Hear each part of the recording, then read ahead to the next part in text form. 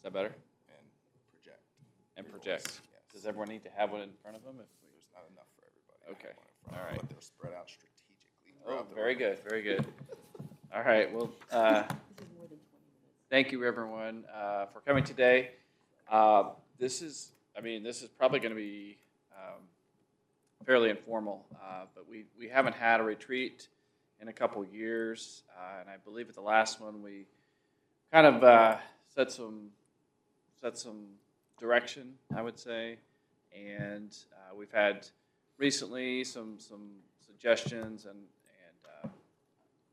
thoughts, individual council with staff, and so I thought if we could just kind of get everyone together and let's get more of a consensus on which direction we're heading with not only development but anything else staff or council has interest in. So this is pretty informal, but I don't know. I was talking with council president recently, and just kind of maybe establishing some direction on our development, strategic development, and where in the city we want things located, where we want to pursue. And so I know we've got the map here in front of us. We can kind of maybe even go through different areas, but this is pretty informal. So I know Steve's got some information there. Uh-oh, okay. So you may need a few minutes for that. I could talk. Yeah, go ahead, Mark. So, in 2018, beginning of 2018, the new council at that time set out a goal to get across I-35. We've obviously done that. Maybe limited, but we're over there. And then we tasked Jim with securing our border. And as you can tell, it's pretty good, right? Normally a comp plan would last more than 10 years, but the last one was finished and approved in 2016, right? Started on 2014, 15-ish. But we've gone through COVID. The entire landscape has changed with how much we have growth in our neck of the woods, not just in the city, but around us. So it would probably be in our best interest to start figuring out where we're going next. What are we doing? What should we task you with, right? So obviously we want to fill that in, right, duh.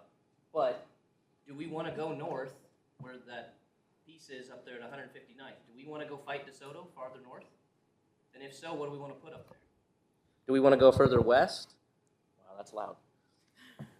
And deal with Edgerton? Or are we just giving that up? What do we want? You know, how far southeast do you want to go? So those are things this body has to figure out, and we have to give direction to staff because we've done a good job, staff has, and we've been approving things, but I feel like we're a little bit complacent now.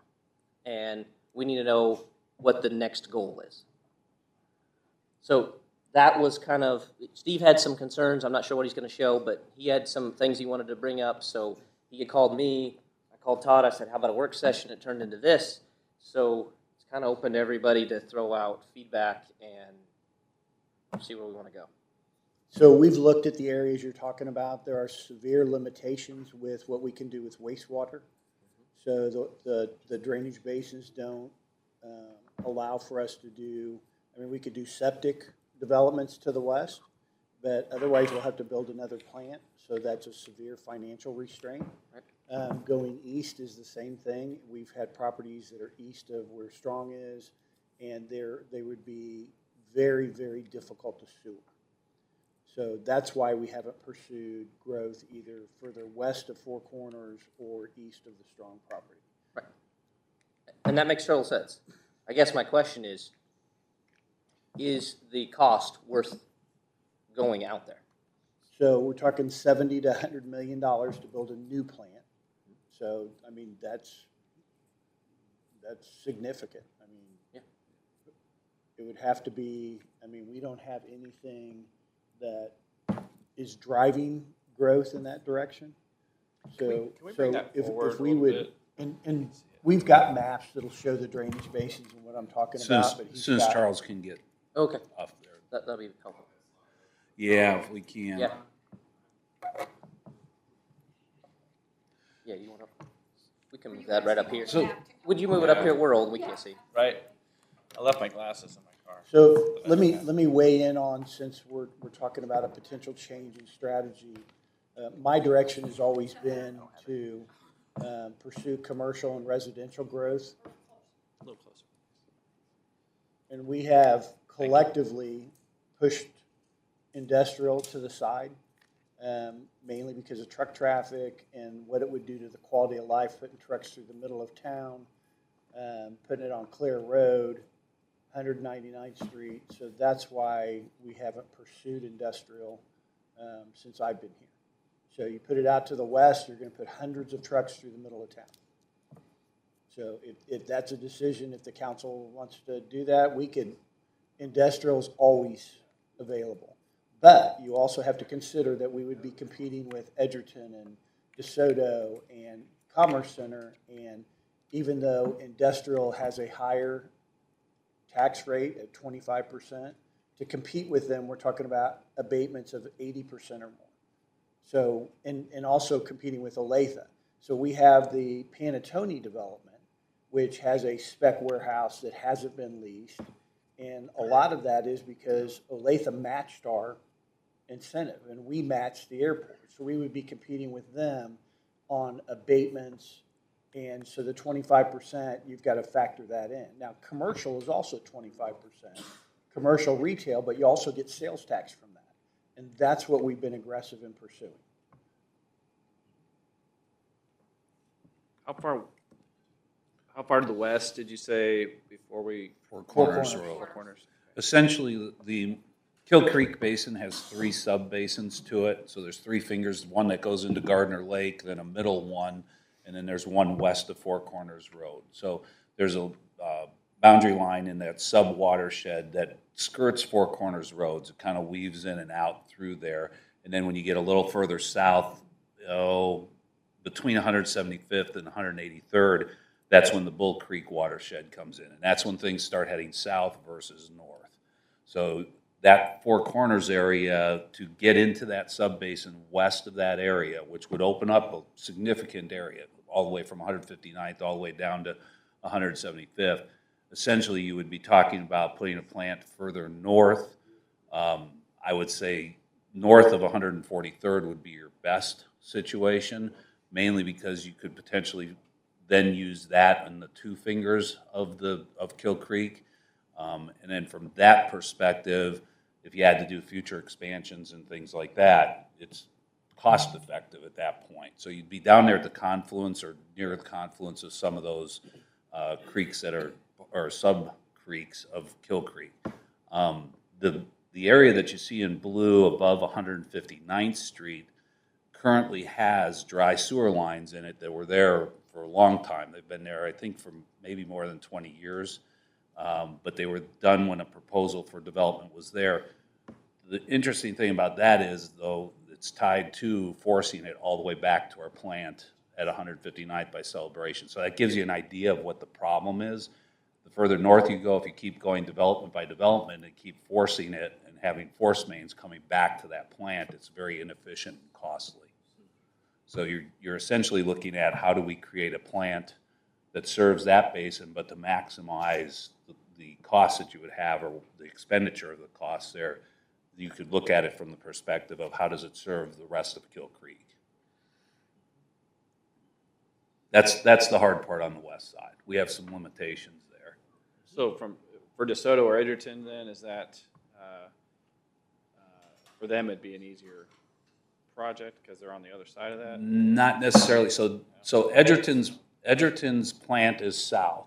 Okay, it's at the south of I-35 there. It's in the Bull Creek. So most of the Edgerton area flows south towards Hillsdale. So when it does that, here we go.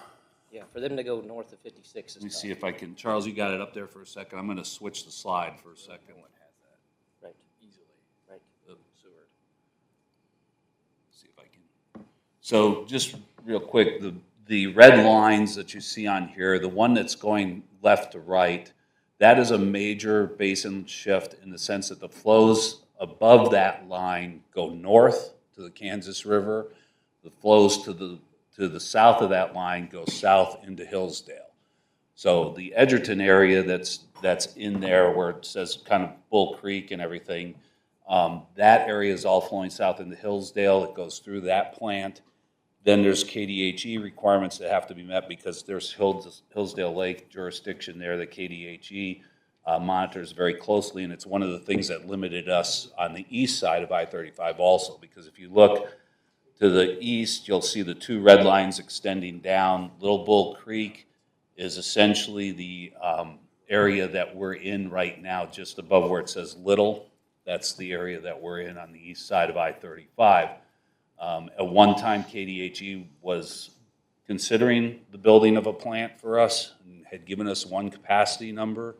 Then they reduced that capacity number, and that's when the decision was made to put the lift station in near 191st Street to lift the material back to our main plant at that point.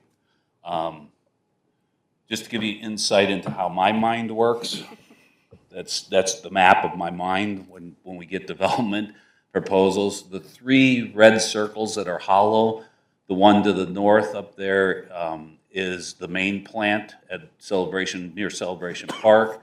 The two that are down at the lower part of the map, that's where our lift stations are currently either planned or in place. That are the major lift stations that will get sewage from that portion of Gardner back up to the main plant. So then we have transmission lines or major lines that have to get to that point. But anything kind of to that southwest goes into Bull Creek, would have to flow through there. A lot of our area of town right now, because we got off of that plant, if you remember a few years ago, we got away from that contract on that plant. So all of that sewage is lifted and brought back to our main plant. So we're geographically in a location that's great for preventing floods because we're at the top of the watersheds, the 4 different watersheds all flowing different directions. The problem is, from a sewer standpoint, the most efficient way to do sewers is gravity flow. And the most efficient way to build out an area is from the bottom of the watershed upward, not from the top of the watershed downward. And a lot of our situation right now, we're running about, on average, we have 1 lift station per 1,000 people in this community. So we're running about 23, 24 lift stations right now. We're trying to consolidate some of those because they were done by development, so we're trying to get some of those offline. But because of this geography and the nature of it, it causes higher maintenance costs, higher operational costs, things like that. So to avoid that in the future, the best thing to do is to try to find solutions in these watersheds that would take care of things, hopefully independently. How are we at capacity-wise with our expansion? Where we have still plenty of room to grow or add? Once the expansion is completed this fall, then we're gonna come to the council yet this fall to start phase 2 of the wastewater treatment plant expansion. And then once that is completed, we'll be in pretty good shape. Our big concern is our I&I problem that we're trying to work on and trying to find a solution. So once we reduce some I&I, we'll be able to open up some additional capacity to take some relief off the wastewater treatment plant. Didn't we go through a whole program with that like a couple years ago? And It's been an ongoing program. Yeah. The problem with I&I is, there's a lot of low-hanging fruit that's easy to get to, but it takes a lot of time and effort to find the big problems. And that's where we're at right now. The guys are out, they've got a camera program instigated where we're out trying to camera all the sewer lines, trying to identify the I&I. We're working with Danica now on a campaign to try to educate the customers, get their sump pumps not connected to the sewer system. That's a huge problem from what I understand. It's in Gardner right now, making sure storm sewers are not connected to the wastewater treatment system. And it's ongoing. Yeah, I&I, the interesting thing about I&I, and I can equate it to what you're doing with arterials, trying to have that arterial asset management program. there's constant maintenance in the sewer system. So I is an annual program where you can get so much done and you keep moving through the city. We're still in the process of identifying some of the bigger problems, just trying to get that targeted so we can have priorities to go ahead and start addressing those things. As we find them, they're addressed, but that's part of that budgetary process. Sure. Is there any restrictions right now though with wastewater as far as capacity for growth? I mean, There can be, again, for high-end water users. I mean, if you're talking about industrial growth that uses high water as a part of a manufacturing process or other, yeah, we could run into issues with that because the stormwater, or not the stormwater, the sanitary sewer system is built on a series of projections that were based on land use assumptions that may not have been as intense as some of those things. I'll use the example, one of the discussions we had during the data center side when they were looking at water-cooled versus air-cooled. One of the issues was what was the discharge amounts that were coming out and also the quality of that water, because if it comes out so sterile that it surges into our system, it can kill the bugs that are actually working in the system itself. So there's elements of that we have to watch for. So when you say there are limitations, there'll always be some type of limitation based either on capacity and a user who may want a high-end water usage scenario, and what is the output that they're putting into the system and how fast is that hitting the system. Because some of it's surge flow too. As we've been talking to the airport, some of their issues that we're working with them on is sometimes their demand is at a high surge point versus something that's over a prolonged period of time. And for example, the proposed development on the northwest corner of the interchange would have taken all of our capacity. Right. If we would have served that.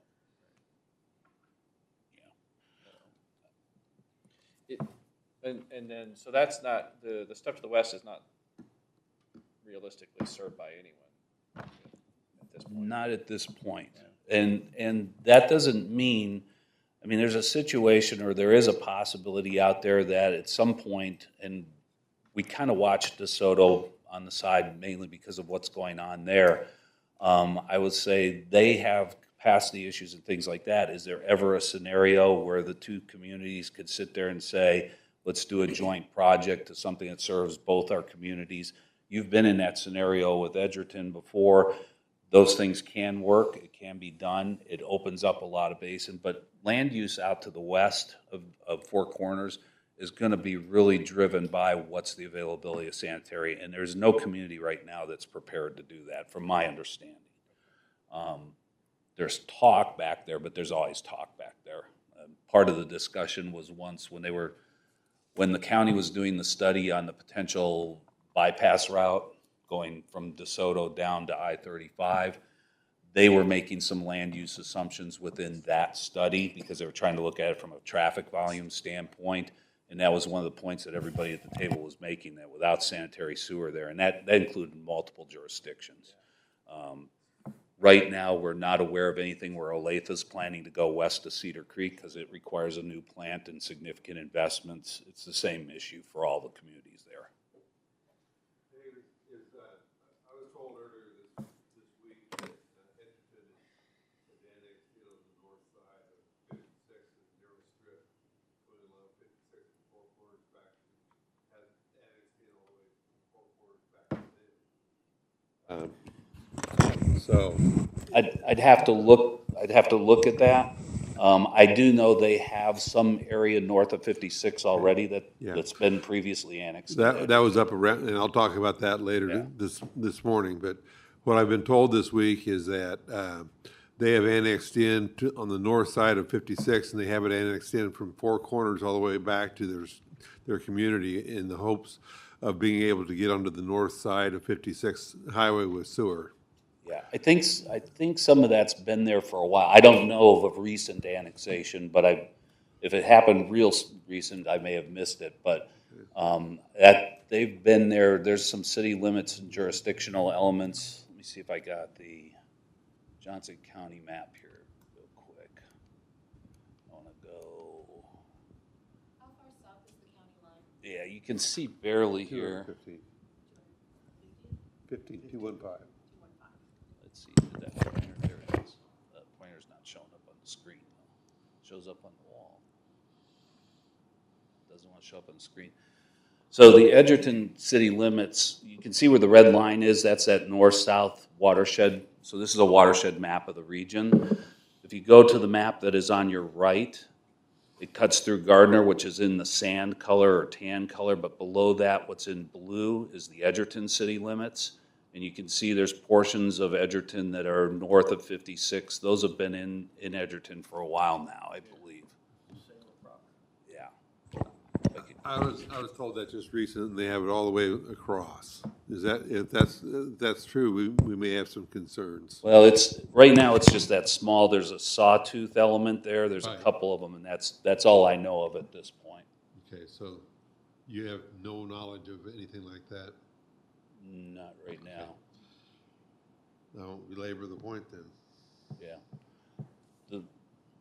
The hard part with, let me see if I can go back here and get, this will be another interesting map we may talk about too. The other part of this for Gardner is the service areas. This is just water and sewer service area. I didn't bring up anything on electric or any of the other stuff. In the past, we've had an interesting relationship with Rural Water 7 where as our service area expanded, they were similar to Evergy. They were allowing us to basically take over portions of their service area as we annexed and things like that. Rural Water 7, as of recent, has been more aggressive about keeping its boundaries. And so developments, even like Lone Star and things to the southwest that we've been developing there, are remaining in Rural Water 7. So our water service area is actually kind of going to be holding to the boundaries you're seeing because Water 7 is not willing to give up service area, and we all know Water 1 is not going to give up service area. It's just one of those elements. So from a water provision standpoint, our service area is going to be somewhat constrained. It's not going to be an overly expansive area. We're going to be dealing with multiple utilities with our customers on water. Sewer, we do have a small area right now that's in not Johnson County, is in the Olathe area, and that's the Panatone development. That's being served through Cedar Creek. So if I go back to this area where you see Cedar Creek there, the arrows that are kind of pointing off to the upper right corner in that area, that's all flowing through Olathe systems. So that has nothing to do with us from a sewage standpoint. And the airport is served by Johnson County Wastewater through force mains, and they're not interested in necessarily expanding from that because of the geography that's here.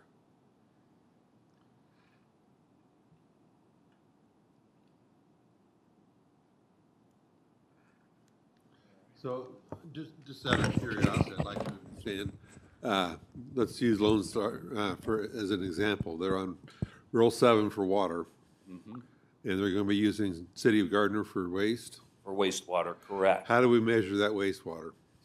Well, we can meter it, and the way we can meter it, I believe, and Dave, you'll have to help me with this potentially. So just to give you an idea of the problem, Lone Star came in, and then Horizon Point, which is the Arise homes, just to the west of it. As things were coming in, the way that the sewer was getting expanded, again, because we're getting close to that basin boundary, and we were actually crossing the basin. So Lone Star was initially planned as having its own lift station with a force main that was coming back to connect to our area. Those lift stations, we can do some metering at the lift stations. We can do some elements there. Dave can talk more in detail to that. But what was intriguing was when Arise came in, while Lone Star was being planned and going through their process, instead of us doing 2 lift stations, we were able to work with both developers to get a combined lift station on the Arise property that then, for Horizon Point, that would serve both of those and come back through that force main. The problem is it's that stair-stepped approach. When we get past that boundary, if you will, we're finding ourselves development by development resolving problems, which creates potential operational issues. So, but metering, I think, Dave, you were indicating, I think we could do something either at lift station metering or something like that to get flows. We're currently negotiations with Water 7 and Johnson County billing program change out.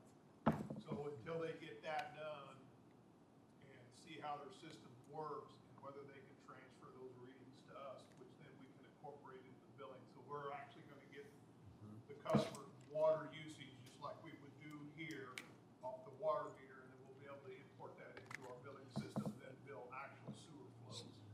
So Dave's talking about getting it right at the point source, right there.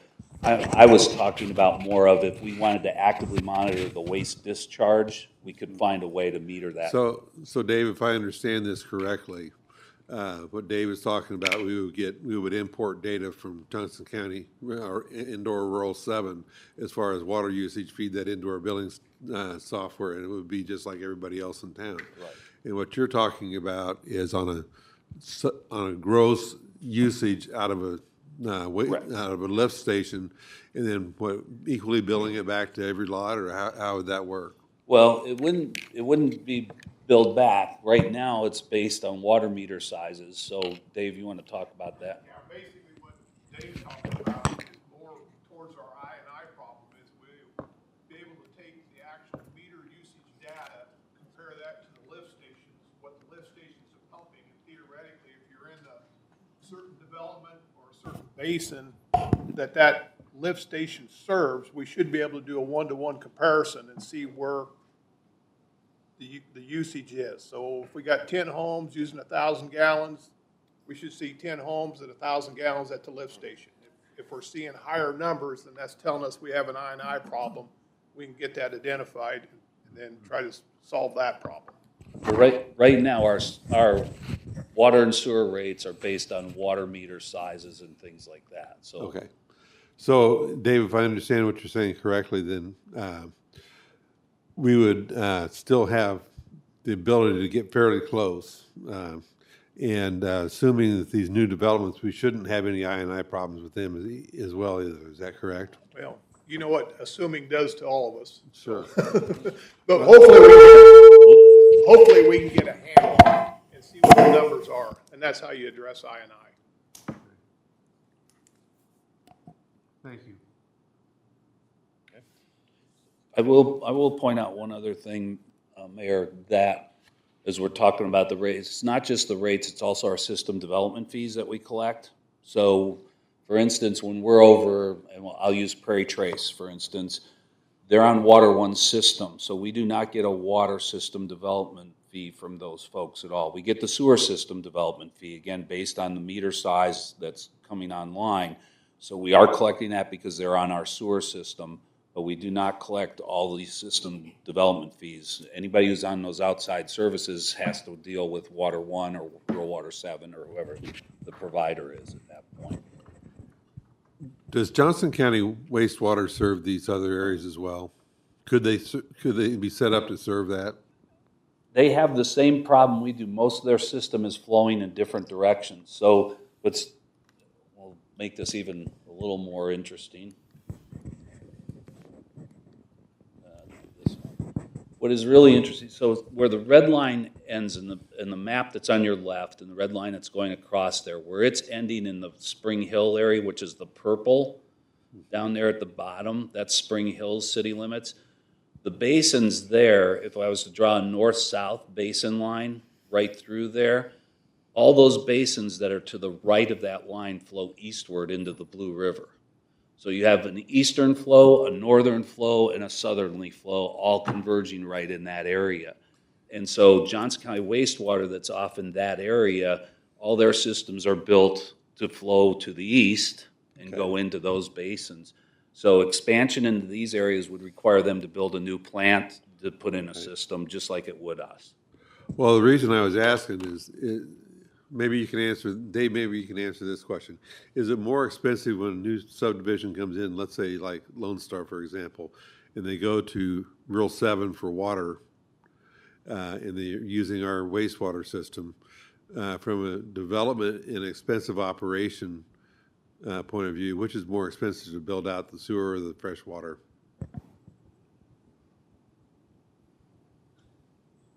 It's about a flip of a coin. They're both buried pipes. You know, depending on the development size, the size of sewer lines needed, the size of water lines needed, I would say they probably run 50-50. And I'm gonna differ a little bit. Okay, I was gonna say, what, so, Well, if that's the case, so- then why are sewer rates so much higher than So the reason, freshwater rates? yeah, the reason I'm gonna differ a little bit, especially with Lone Star, I'm gonna say this.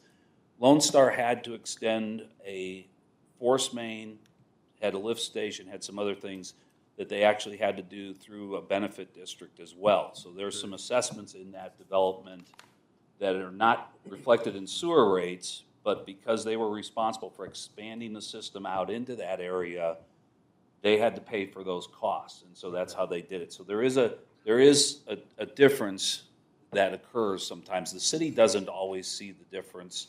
The developer will see that Okay, difference, though. so that's on the back of the developer and ultimately the homeowners. And ultimately the homeowners, because it usually goes as a special assessment on the property tax. Now, the developers are very sensitive to that. They'll know what their performers will tell them what they can and cannot absorb in their anticipated marketplace. So we have had situations where a developer has looked at it and gone, oh, these are just gonna be too high of a burden, so we're not gonna do this at this time. Well, specials can get to a point to where, it makes it, that, developer's subdivision not as attractive as someone else's that doesn't have. Yes, it can do that. Here in Johnson County, you see that more frequently. When I worked for Wichita, almost every development was done with benefit districts because the size of the builders was so small that in order to do that, they Sure. had to spread those costs. Well, that made an equal playing field throughout Wichita. They were able to do that basically because if I went to any development out there, I was gonna have specials. Sure. Here, you have a choice in the marketplace, and that's a developer's choice as to whether they want to bring something online that way or not. And some of that has to do with price points, performas, things that we don't ever see. Okay, thank you. Steve, did you have some stuff teed up over there? You wanna? Well, I'm close, but, I'm using a different laptop because we had to be able to be compatible with the recorder. Charles, can you help me kind of get this turned on? We'll see what we can do. Sure. Thank you, sir. So when we look just to the south and east in the undeveloped area there, with our improvements we've done with the sewer and those things, that area we feel we're very close to having capacity, correct? That entire area there. Say that again. We doubled the size of the force main. Right, We the sewer laid a capacity over parallel there. line, correct? Yeah, we increased our capacity in that regard. Yeah, so we still, yes to that. There's still, though, the issue of capacity all the way through the system as we do this, because we will have to, the lift station and that line that's going up along Clare Road, I'll say just to the west of Clare Road and hooks up in there, that's all been sized for a certain level of intake. There's another branch in there that goes up the middle portion of that south area that'll have to come and This will do it, thank you. brought into that. I assume that'll probably cause expansions to occur. So as things happen, there'll have to be expansions. I just wanted to qualify that. Yeah, there's actually a Y. Yeah. coming Yes, down yeah. in It's, convergence. it's not all one creek that's in that area or one drainage basin. There's two sub-basins in there.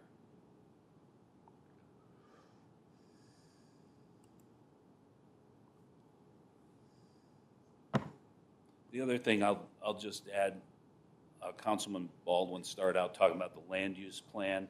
The interesting thing about the land use plan was back in 2016-ish when it was adopted, that southeast area was identified as really an area that they didn't put land use in, they just identified it as market-determined growth area, which is kind of interesting to us because it does, as a staff, it basically says, well, as you bring things in, we will evaluate those and look at them, which means we could get all different kinds of proposals in there, okay?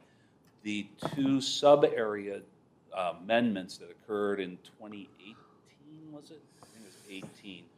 Those two sub-areas, which are around the interchanges, actually indicates industrial, commercial, and other elements into it.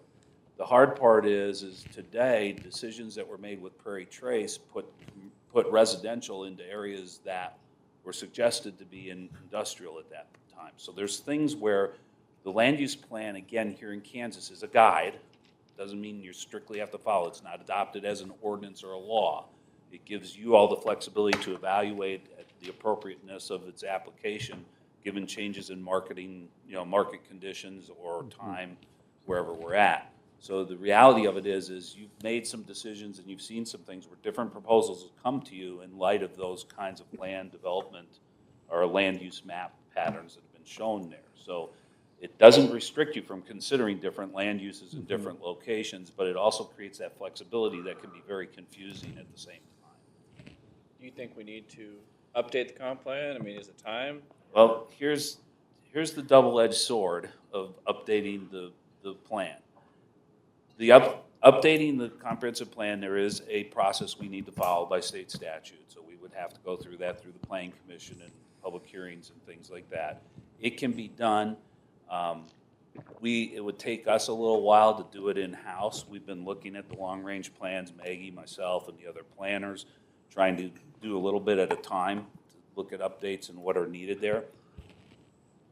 We would have to look at that future land use map with you, and in that sense, as we're determining that, what's nice about today's land use plan for me, I like having that flexibility so that we can entertain different thoughts and ideas. If we do the update to the plan, again, depending on ownership and how you look at it, some people take that as a mandate that you're now going to do exactly what's there.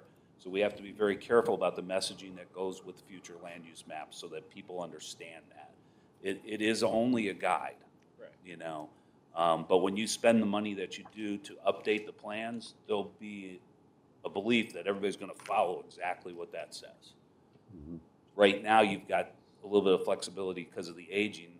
As a planner, I would probably get slapped around by other planners for saying what I'm saying, but because they always want the most up-to-date plan. They always want to spend the money to do that. Long-range plans can live for a long time if your goals in those plans are good, because that's what we're really following. We're really following what are those established goals that you have. The land use plan we know will age over time. Every zoning decision that you make that does not conform to the comp plan just makes the land use plan that much older, if you will.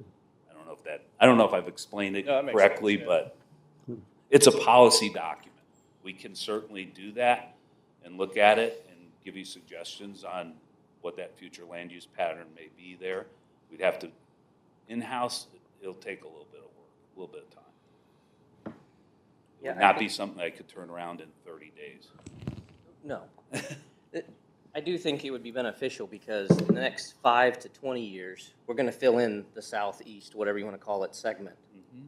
And, there's been different ideas thrown around, but, in 2018, we talked about New Trails Parkway, right? And you're going to put commercial and everything right along I-35, and then the idea was maybe a little bit of residential behind that. Right? Okay, but is there going to be other commercial on the very south side? We haven't really talked about it because that's kind of open-ended, right? Right. So we need to look at that and figure out what we want to do in the next 5 to 20. But then I think you have a 20 plus that says all that white area on that one picture you had, yes, it's expensive, and yes, everybody has a problem, but there's going to be a fight for it eventually, right? So we have to figure out which piece we want to go after, and maybe that is partnering with Olathe or Johnson County or whatever. Correct.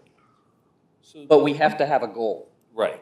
And so what I would say to that is you really have two options. Every community really has two options. You either grow by expanding physically outward, or you grow by density, right? Increasing density and intensity of land uses and things like that. You have had the luxury up to this point, and I'd say probably for a short term here, you have the luxury of some physical expansion that you can still take on that's non-threatening to others and things like that. There's only so much of that left. That's exactly what you're saying, is somewhere there's a timeline where we're out of that. And we're now going to have to look at growth from the standpoint of how do we increase intensity or density of the community if we want to continue to grow beyond where we're at. So there's an element of that that's absolutely true. Is the cost of physical expansion to the west worth pursuing at the potential, infrastructure improvements you'd have to make versus the idea of maybe we hold that and there's areas that we could sit there and say we're better off on Main Street with more intense mixed-use development with a higher intensity of living environments from apartments and things versus, or condominiums versus the traditional single-family home. Sure. That's a policy guidance decision. I'm just throwing those out to say that's kind of the dichotomy that you're looking at here is how does this community deal with, yes, I have a certain potential of growth here physically that we've secured. We've got some that we can get past and utilize still as physical expansion, but the day's coming closer where your boundaries are going to be pretty well set. And those could be set by other communities, or they could just be set by the fact that the natural barriers are going to stop them. That western Johnson County area is an interesting area.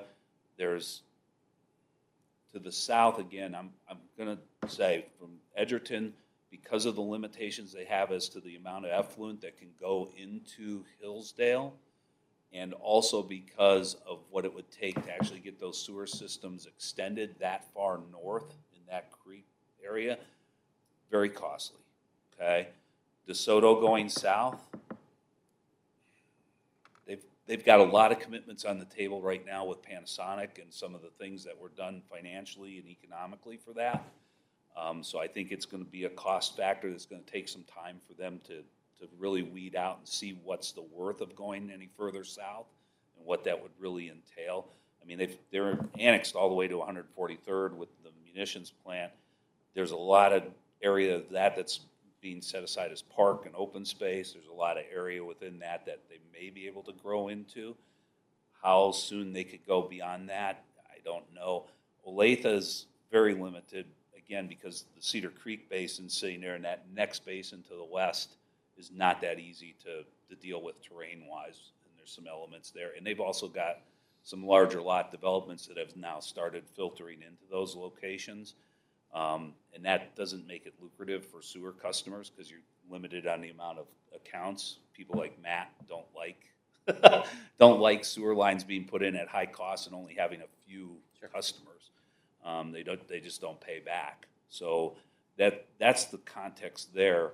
Southeast, it's really Spring Hill's been pretty aggressive with some of this stuff. We were in a different environment when I first got here in 2020. We were in a different environment because we all had growth agreements with all our neighboring jurisdictions. About 2 years after that, year and a half, 2 years after that, the Kansas Supreme Court heard the case between Spring Hill and Olathe and tossed out all those growth agreements. And that's what set up the motion for the Panatone problem. Because when we looked at that development initially, or that location, we were pushing, as Jim was talking about, getting that commercial, getting that sales tax, getting things. We were really pushing that we wanted commercial on that frontage and at that intersection, that hard intersection. That property owner didn't like it. The situation with Spring Hill and Olathe unfolded. The growth agreements disappeared, and they ran off to Olathe, and Olathe annexed it in. And we were going to be stuck with whatever Olathe was willing to approve at that point. So with that situation in hand, it unfolded a little bit differently because they weren't able to come to an agreement on the financial package with Olathe. That's a whole different scenario that you don't really want to have happen. It would have been great if we still had our growth area agreements. We had all the way up past 100. I think we were past 143rd Street in our growth area agreement with DeSoto and stuff. We had some things in place where when the comp plan was done and the sub-area plans were done, people were looking and going, well, this growth area is a huge physical expansion area we can go into. You're correct. There's the possibility that these other jurisdictions now could creep in and do some things there too. So hard to tell. Costly. But it's costly. It's going to be costly for whoever does it. Was It's that not cheap? Was that the area where they maybe still are looking for the solar field? Mm-hmm.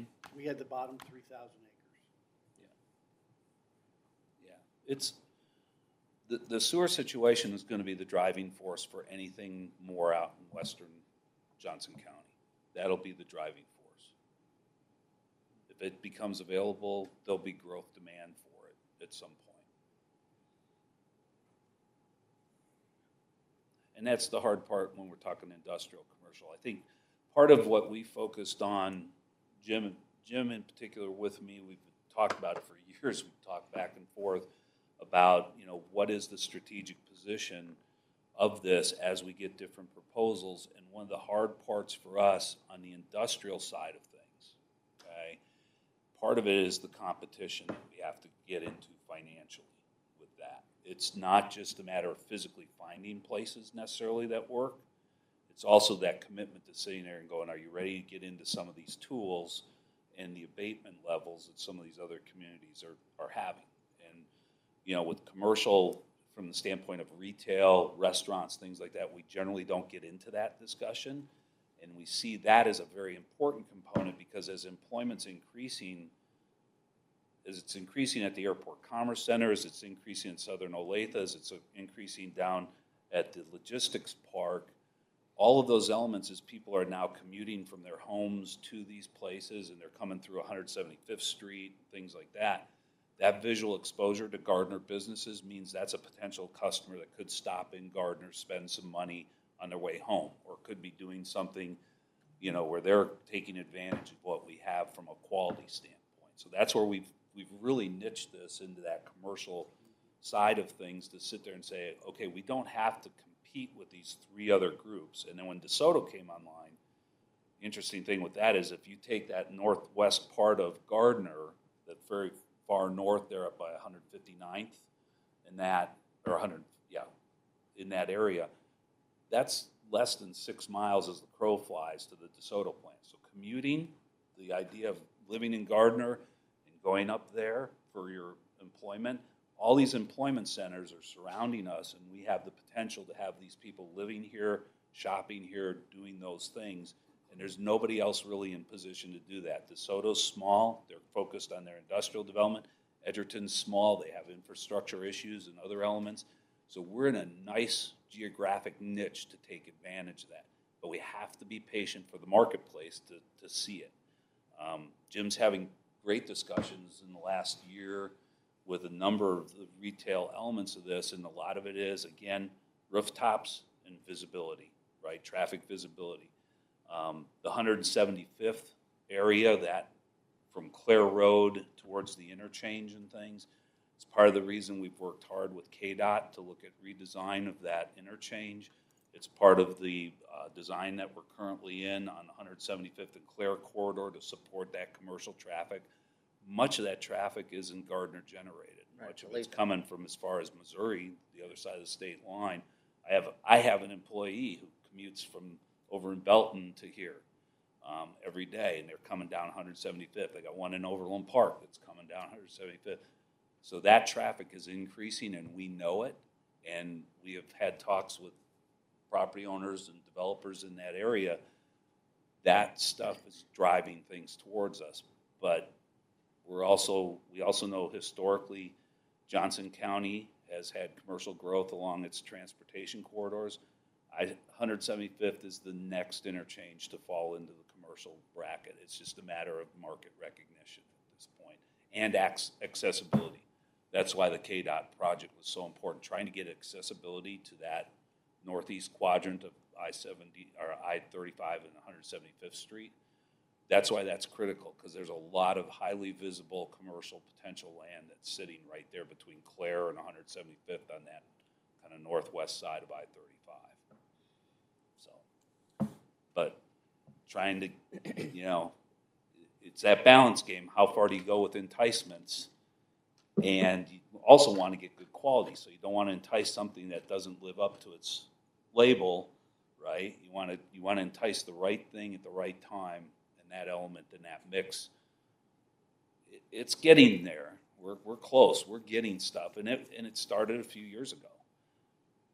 There were a lot of things that have happened in the last 2-3 years out around that interchange that are very critical to this community as far as commercial development.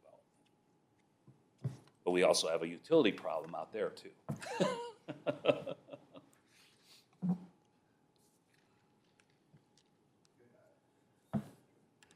Jamie, food here? Okay. One of the things I wanted to bring up today is Jim mentioned, Wait, over the you guys, do you want to do a quick break for lunch before, because you've got a whole thing. yeah, that would be good, Todd. That way we can regroup and yeah. We'll do a quick break and then. You okay? Yeah. So, we are a little bit limited, and I didn't realize how bad that was out there. Past four corners. I mean, we do seem like we're a little bit limited going that way, unless we.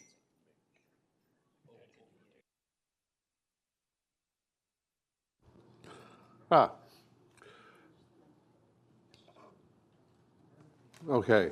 One of the things that I've noticed here recently is some of the activity on the west side along 56 Highway.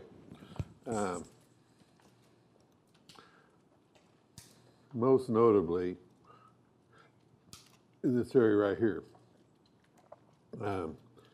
If I bring up imagery, this area right here is a very large substation with 4 natural gas power generation units on it.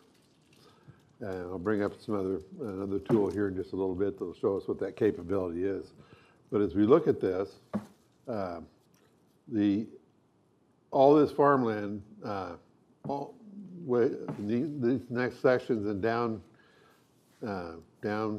back down to 56 Highway, most all of it has been listed. If you take a drive out that way, you'll see the listing signs. And as I followed up with one of the agents that has that listed, I'm told that a lot of that is already under contract. So what that leaves for us, over here is the intermodal. This is the intermodal over on this side over here. And so when we start looking at this from a realistic perspective, there's your intermodal right there. Let me bring up Open Gridworks, and this will show us some things that are pretty interesting. That area where that substation is right here. As you'll note, there's a 345 kilovolt line here and a 380 this way. This orange line is I think either a 2 or 4 foot interstate running natural gas pipeline. This is where we had, over here is where we had originally proposed, or where the data center had wanted to come in that has backed out. Again, the same type of infrastructure, 345 kilovolt line. I don't know what the hell happened there, but Charles, can you get me figured out here? He's not here. I don't know how that switched, but anyway, we'll figure it out.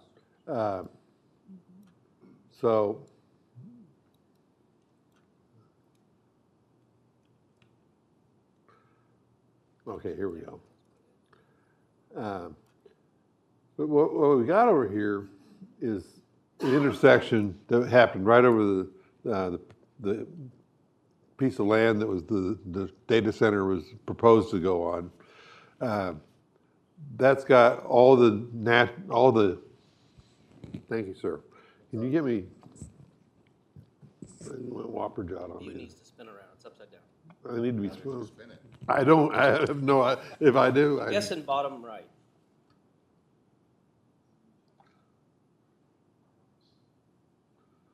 So while Charles is working on that,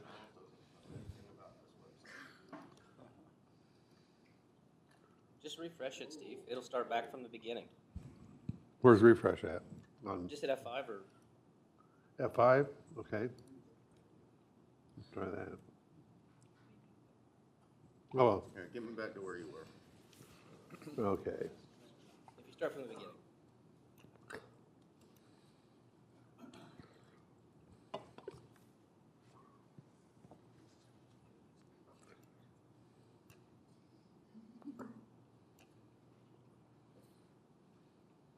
Dodge City, what the heck? I'm trying to find Gardner on this map. You're heading west. Okay, Hit that right there. this, Yep. it's got me, well, disoriented. Go there. Here? Okay, type in where you're looking for.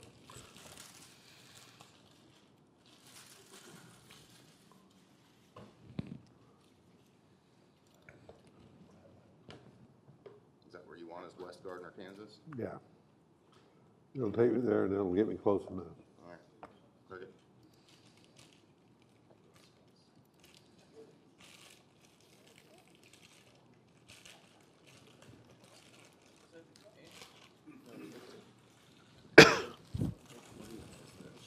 What?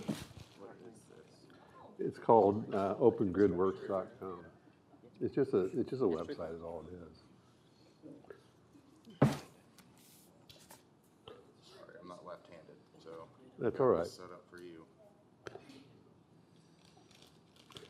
Sorry, I've been a pain in the butt. Not a big deal. There we go. Yeah, I was- Thank you. okay, I can't be- All right, we can get in here pretty close now. Okay. So I think if you scroll on your mouse wheel, it should zoom Yeah. in. Yeah, it will. Let me dump this hydro. Okay.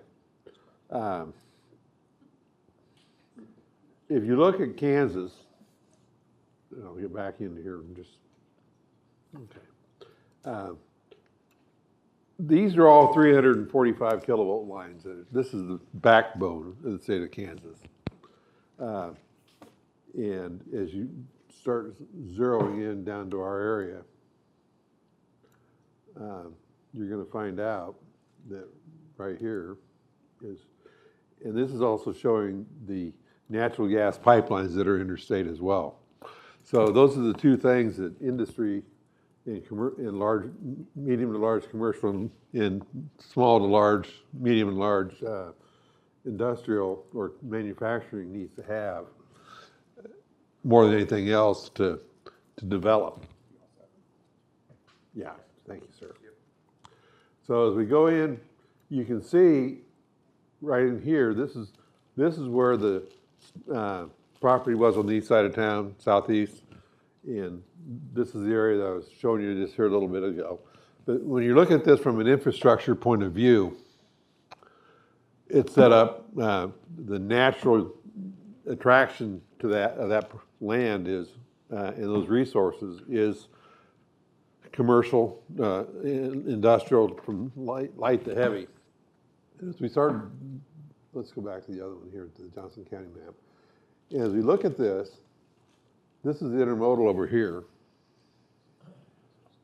This is, go back to Gridworks for just a second. This substation, with the natural gas back here, hold on.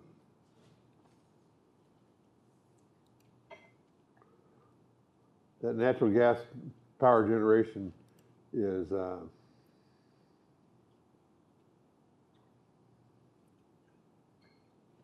it'll tell me here. What are you looking for, Steve? Just the capacity that 400 megawatt. 400 megawatt, thank you, sir. So that's a lot of power, okay? 400 megawatts is on site. Every north side, it's got 6 major power transmission lines coming in and out of it.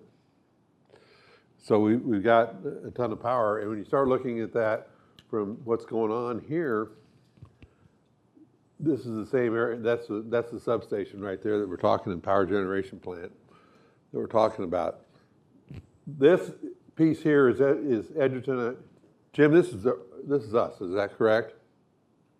Or is that Edgerton as well? Okay, and now they're annexed all the way down into, they're annexed all the way past 199th, as I'm told. So what's happening is, the only thing that's been holding Edgerton back from developing that into an industrial base is jumping 56 highway to get wastewater services across the highway from where they are now. Going back to this, Well, hold on. okay. The power station, your substation you talked about, that's backup power, not No, it's a major distribution. distribution or generation. Transmission and generation. And the gas is in the 400 megawatts. It's different than generation. Right. Transmission. Okay. There is a gas generation power plant there. And And we have two as well, which are kicking when we need them. They're not constantly running. okay. This can be brought up, 400 megawatts is a pretty good chunk. There's four of them. These things are massive. But what I'm trying to kind of point out here is all this land up in here is listed as commercial and industrial. Some of it is already under contract. And the question becomes, who do we want to have control that? When we look at a revenue per acre, housing rooftops generate about, probably in today's market, $2 to $3 million an acre in value in residential. Industrial and commercial like this, probably 100 million plus per acre. And then when you start taking the differences in valuations and you look at the difference in assessment at 11.2% for residential, and you look at 25% of a much larger number for commercial. There's a lot of revenue on the table here, guys. And more importantly, when I was asking staff a little bit, a month or so ago, I told Steve, the problem with that is we got a lot of trucks, okay? And trucks, and more trucks. Well, here's the problem, folks. If Edgerton takes that, what we're gonna end up with is more trucks, just like, whatever happens, we're gonna end up with trucks. It doesn't matter whether we develop it and annex it in and get it developed or Edgerton does. The point is the land is already sold and under contract. So with 175th Main Street being a federal highway, US 56, we, Gardner, have no control over what kind of truck traffic goes across that highway or downtown for 1 mile either side. We have to allow it. We cannot restrict it. So what's happening, guys, is this is coming at us regardless of whatever we do. And the question is, do we want to take the revenue and have control and say on what's going on here? Or do we want to pass that like we did 25 years ago to Edgerton? Like the lesson that I'm talking about is right across 56 highway. So, Is this though part of that issue though with the wastewater, right, in that land there? That's difficult to sewer at this point. It would be. And it would be difficult for them to sewer as well. Right. And they have land south of it. They have land other places. They are not growing like they used to. There's no guarantee that Edgerton's getting to that property. And the property that's under contract now is for a Gardner project. It's not for an Edgerton project. okay. So is this land up here, Jim? Is this already annexed in? No. Well, We from what I've control told, this is the all- triangle at 183rd Street. Right here? So we control 183rd over to the Right. highway. And then that other blue triangle up there. What I'm talking about is these 4 sections here, Right. for the most part, are under contract at this point. They're actively listed and under contract. Right. And somebody, either Gardner or Edgerton, is the only two that can touch this. And whoever annexes this in and welcomes this industrial use is going to get the money and the control. That's if it's ever developed to industrial. So the choice is that we could make it industrial and put trucks on on US 56. Or we could not, or we could choose Or not somebody to. could potentially do it in the future. And with Edgerton, Well, hold on, there's lots of options there, right? Edgerton could turn that into houses, we could turn it into houses. It could be industrial, it could not be industrial. It could be industrial that has 1,000 trucks a day or 2. And it's not zoned industrial. It can be a whole lot of It's things. listed as industrial because that's the highest return for a real estate agent to sell. Understand, Jim, but what, in the conversations I've had with with the agents that are involved, I know who they are. okay? It is under contract, it is not residential. I did find, she would not tell me what it was specifically, she said, no, it is not, it is absolutely not residential. Right, I know who it is, and I've already talked to them, yes. Okay, so the question is, guys, do we want to take control of our future? And, you know, if you're looking at 10x evaluation per acre or more, and you're looking at 2.5x on that valuation, that's a lot of revenue. And the reason Edgerton annexed that strip back to them is so they can jump the highway with their existing infrastructure and lock us out. And the plan is they're going to go all the way up here along Four Corners North, probably up to about 159th, which is going to landlock our community. And the question is that what we want to do as a governing body? What would the solution be to prevent that in your mind? One of it would be very simple, direct staff to get this annexed in. And that's really all we got to do. That's not how it works. But what would their, why would they want to annex it, I guess, first? Well, the people that are listed right now are going to have to annex into somebody, or or they could go with Johnson County. They could do that too. But the issue is the land is listed, the land is under contract, there is development interested in it, and we are either going to be able to cash in on this and have some control and some say in what our future is, or not. It's that simple. And there's land listed all over the place around the intermodal that's been there for years. Is it under contract, Jim? Years and years. Is it Yes, under contract? It's under contract, and they approached us about a development. Okay. So why are we entertaining that, or what are we doing? It hasn't got to that point yet. We're just having discussions on potential use. Well, I guess as a governing body, my question is, what do we want to do with it? Well, I mean, it would just depend on a lot of things. Yeah, I'm not 100% sure what your question is, but if we're talking about it at a high level picture, Right. the goal, in my mind, would be that we secure every piece that we can, because there's only, land's a finite resource. You only have so much, right? And we know, as we already heard, how expensive it is to develop certain pieces, right?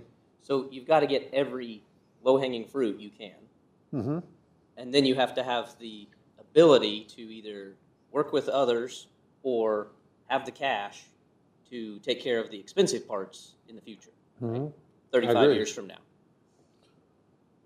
As far as like this particular piece, zoom out for me.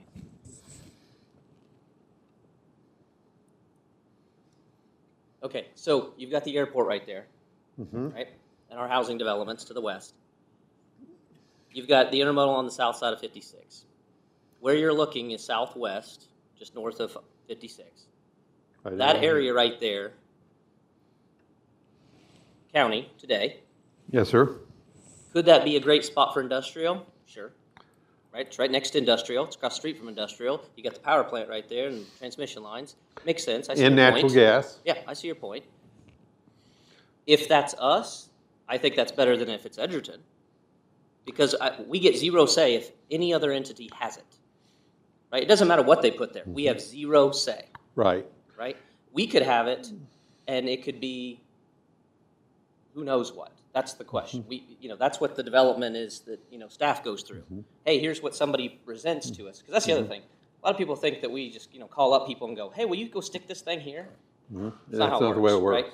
They approach us and say, we identified this location. We have an interest of putting XYZ there.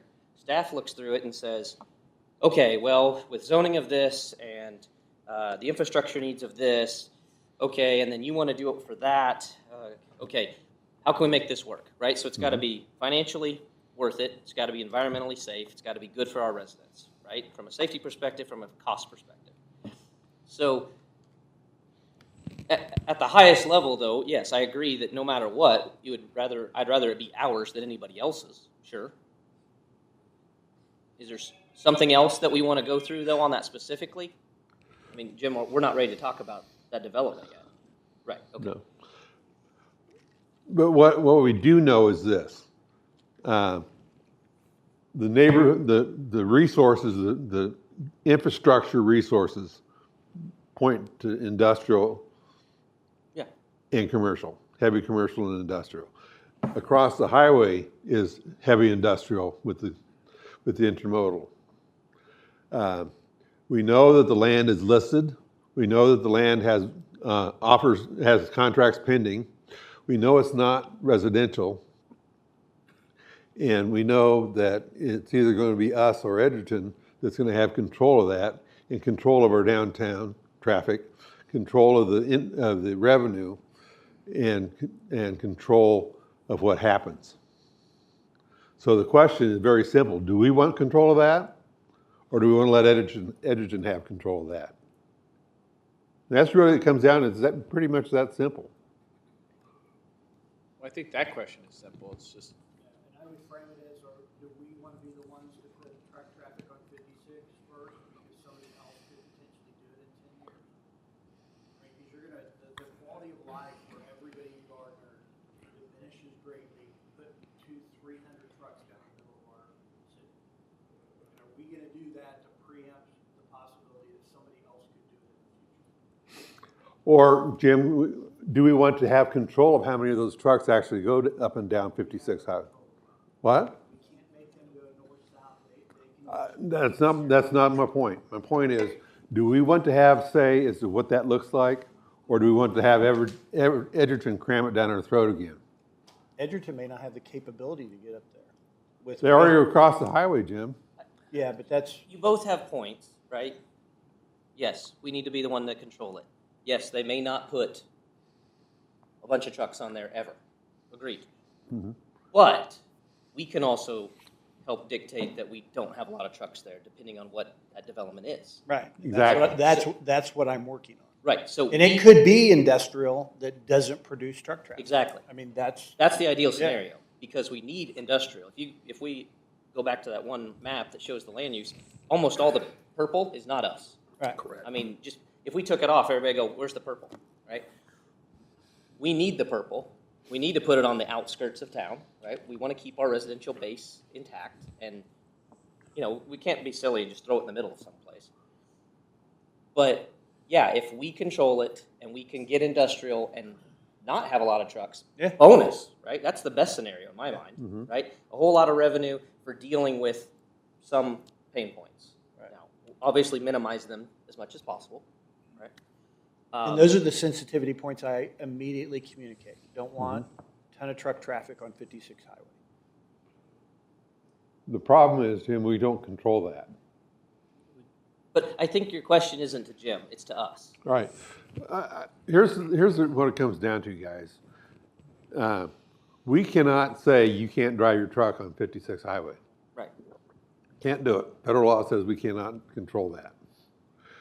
So at best, the only thing we can influence on that is what kind of development gets put onto there and what the rules are.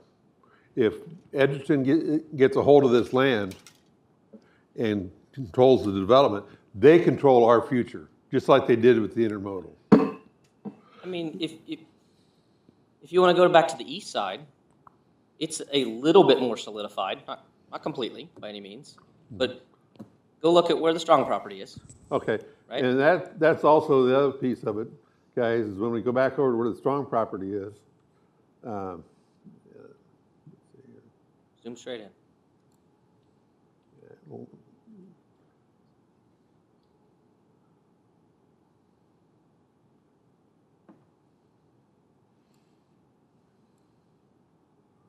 Okay, It's right here. Right, so you got Claire Crossing up to the north, right in the middle. Mm-hmm. Okay, so just to the south there is the Strong property, right? Right. Okay, what's that to the northeast corner? Up here? What's that? Yep, just to the right of Epic. All that blue right there. Right here? Nope, to the right. That's Yep. that's Olathe. That is Olathe, correct. It is annexed to Olathe, and their comp plan says that's industrial. Right. Today. Today. Okay, And the so if other you want to piece- talk about a spot where we really have a problem, it's right there. Yeah, and we also have the land to the south of that, sorry guys, going down to the Strong property is, there's Strong property there. This chunk here is critical for our future, and as a buffer, should, if Olathe annex that in, they could very easily put a data center right here, which is just flip the page in a notebook, and now we are dealing with a data center that can put effluent right down into our drainage basin and our water supply, and we have no say, no control in that whatsoever. KDHE would never allow that to happen. KDHE wouldn't. We just don't have any control over it. And we heard the pushback on, right here. Yes, there are certain things that are mitigated already by other entities, EPA rules, KDHE rules, etc.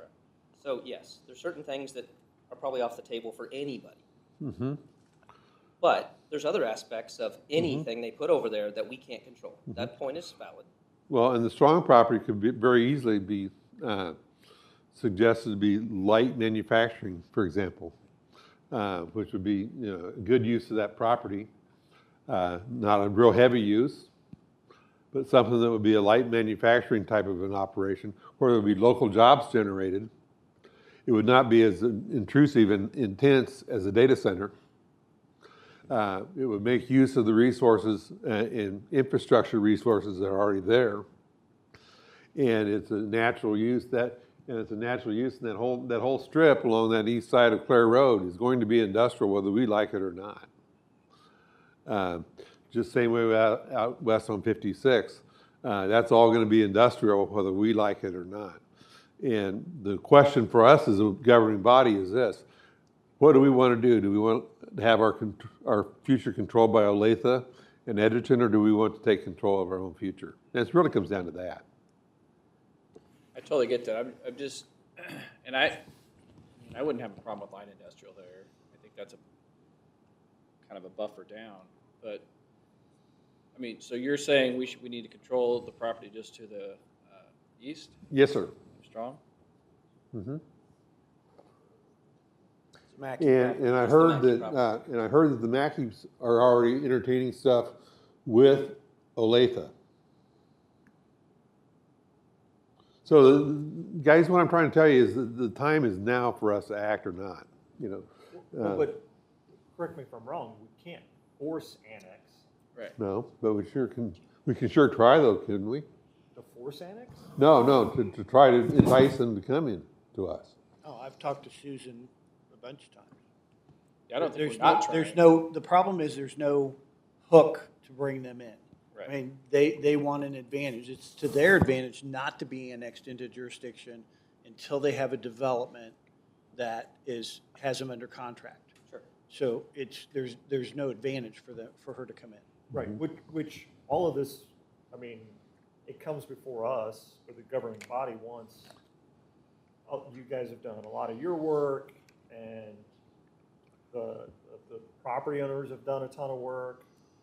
I mean, I guess I keep hearing that we should go do something, and I mean, I don't have a Gardner flag that I can just walk down there and place in the middle of it and say, this is Gardner's. I mean, I think that all of this is kind of academic until something is proposed. Well, I mean, we're seeing the land is available to us, and I don't think that we're limiting staff or anybody else from saying, yeah, I see the potential for that. I think the more broad discussion maybe we should have is how do we better prepare the city, like the sewer and stormwater and water and whatever, for these types of properties. but maybe we don't need to make those decisions until it starts to more solidify. You know, Olathe has limitations coming south of 175th too far because of sewer. So they may develop along 175th, but they're not going to keep coming south on 175th Street for industrial. Without spending a bunch of money. Right. Here's, Return on investment has to be there for them as well. Yeah, and Mark, there has this been is what- there this has is what been I'm really looking residential for. interest in the Strong property. So it's not just industrial that is interested there. The So question- we've always thought of the Strong property as a buffer to the industrial that's going on in Olathe, not to make it contiguous with that. And so, Well, and as you go further west, you're going to butt up against a bunch of housing when you hit Spring Hill. I mean, it's not, another half a mile? yeah. Mark, to your question, what is it that we, the governing body, need to do? We need to be able to direct staff whether to continue rooftops in these areas or to pursue working with the people that have this land listed to bring it into Gardner. Because in all cases here, this land is listed, most of it's under contract, and they're gonna be looking to come to somebody. And at this point, what our real question is whether we want to direct staff to aggressively go after these areas and work with the agents and developers to get this into our community and make it attractive for them to come to Gardner. Like you said, we can't go force them. And then the other piece of this, when you go back out west, in the areas to the north of that substation, very quickly, and on on Four Corners Road, the east side of that area, on the west side of Four Corners Road, a lot of that land is listed and under contract. And just a little bit to the north of that substation is the new MABE project that's up there, 175th and Four Corners. And the question is going to be, do we want to protect our residents there, or do we want to let Edgerton Park Industrial right next to them and have nothing to say about it? What is the incentive that we usually use to get the current property owner to say, yeah, I want to annex into Gardner? So What along kind of 199th Street, that project was based on truck traffic. And I told them that if we could get all the way over to Clare, that we would make efforts to close it to truck traffic. Before that, it was just enforcement because it was only a partial and there was nowhere for them to turn off. Now, on the Strong property, we provided sewer to serve that property. So, you know, the Sudendorf property, saying Strong owned it, he wanted it to be, all his property to be in, so we took that. Grotto was a bigger negotiation, you know, to jump the highway. And we did things with the Grotto development we haven't done since and probably wouldn't do again because that was planting our flag on the other side of the highway. So what typically happens is, like, if a property that's not in Gardner is put under contract, then they come and talk to us about uses, about potential incentives, and, you know, you try to come to a term sheet agreement. And then for us to process an application, it has to be in Gardner. So that's the point where they would annex into Gardner. So, for instance, on the Baker property, there's 3 Baker properties by the municipal airport. One of them is under contract for a multifamily development, and they're at the point in application where they have an annexation agreement. So they would come in, we would process the application. So that's how it always works. So are you proposing then that in some of these locations that aren't under contract yet, that we go ahead and try to That's a good question. What I'm proposing, incentivize them to annex before? what I'm proposing is this. We can't make the decision. We can't, you know, Jim is the guy that has to do the annexation negotiations. That's a given. But what we have as a governing body is, what I'm really asking for is for us as a governing body to direct staff to do everything possible to get these areas annexed in as they go under contract, and to do everything that we can possibly do as our city staff, to do everything that they can possibly do to keep this from going to an area where we don't have control of the situation. That's what I'm asking. When you say everything possible, how much money do you want to spend on putting in sewer and water lines? And honestly, we don't need direction as staff to do, that's what we do. I mean, when they approach us, that's what we do. We make our best effort to, get them in and work with them on the development. I mean, that's what our job is. Yes, but going back to the very beginning, one thing we do need to do is kind of tailor what we want where, right? If we want to stick to, and we should, that we're not going to let trucks on 199th Street. Right. We could codify that and say you cannot have an entrance or exit off 199th Street. Right? Which now means we move truck traffic, because you're going to, unless everything down there is residential, you're going to have some truck traffic, even if it's just delivery trucks. I mean, I'm not talking Amazon, but bigger delivery trucks. That is now at 195th that doesn't exist, or 191st, or we're going to have to make an east-west thoroughfare for truck traffic. Which is 175th Street. Right, but that means you still have to have a north-south, which is probably going to be Claire. Because you're going to have something on the east end of town. We can't go any further today. But Claire would have to be improved.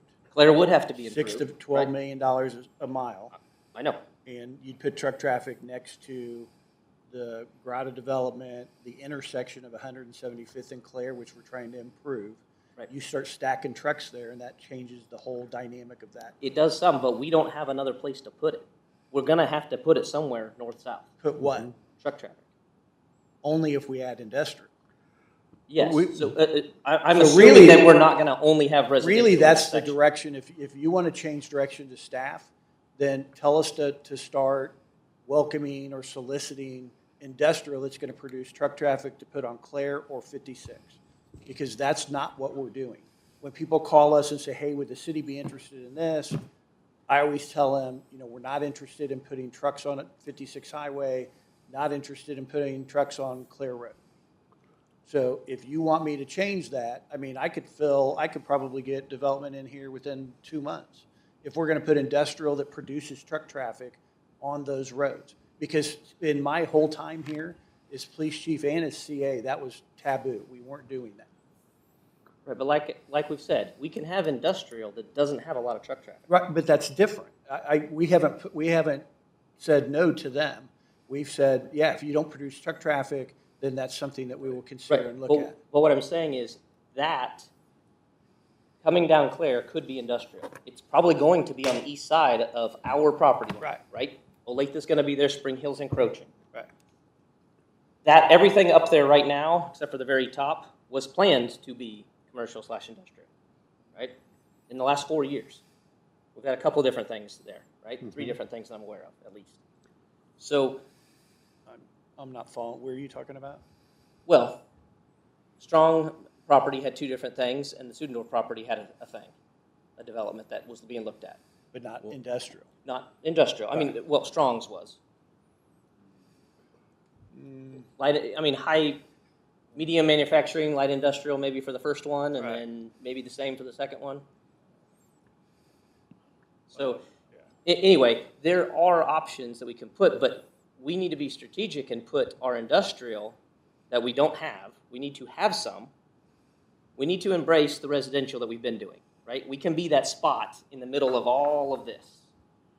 But we do need to have some industrial, and it should behoove us to find some that doesn't have a lot of truck traffic to meet our existing agreements we have with people. But we need to have it to diversify our tax base and be able to offset all of that residential growth.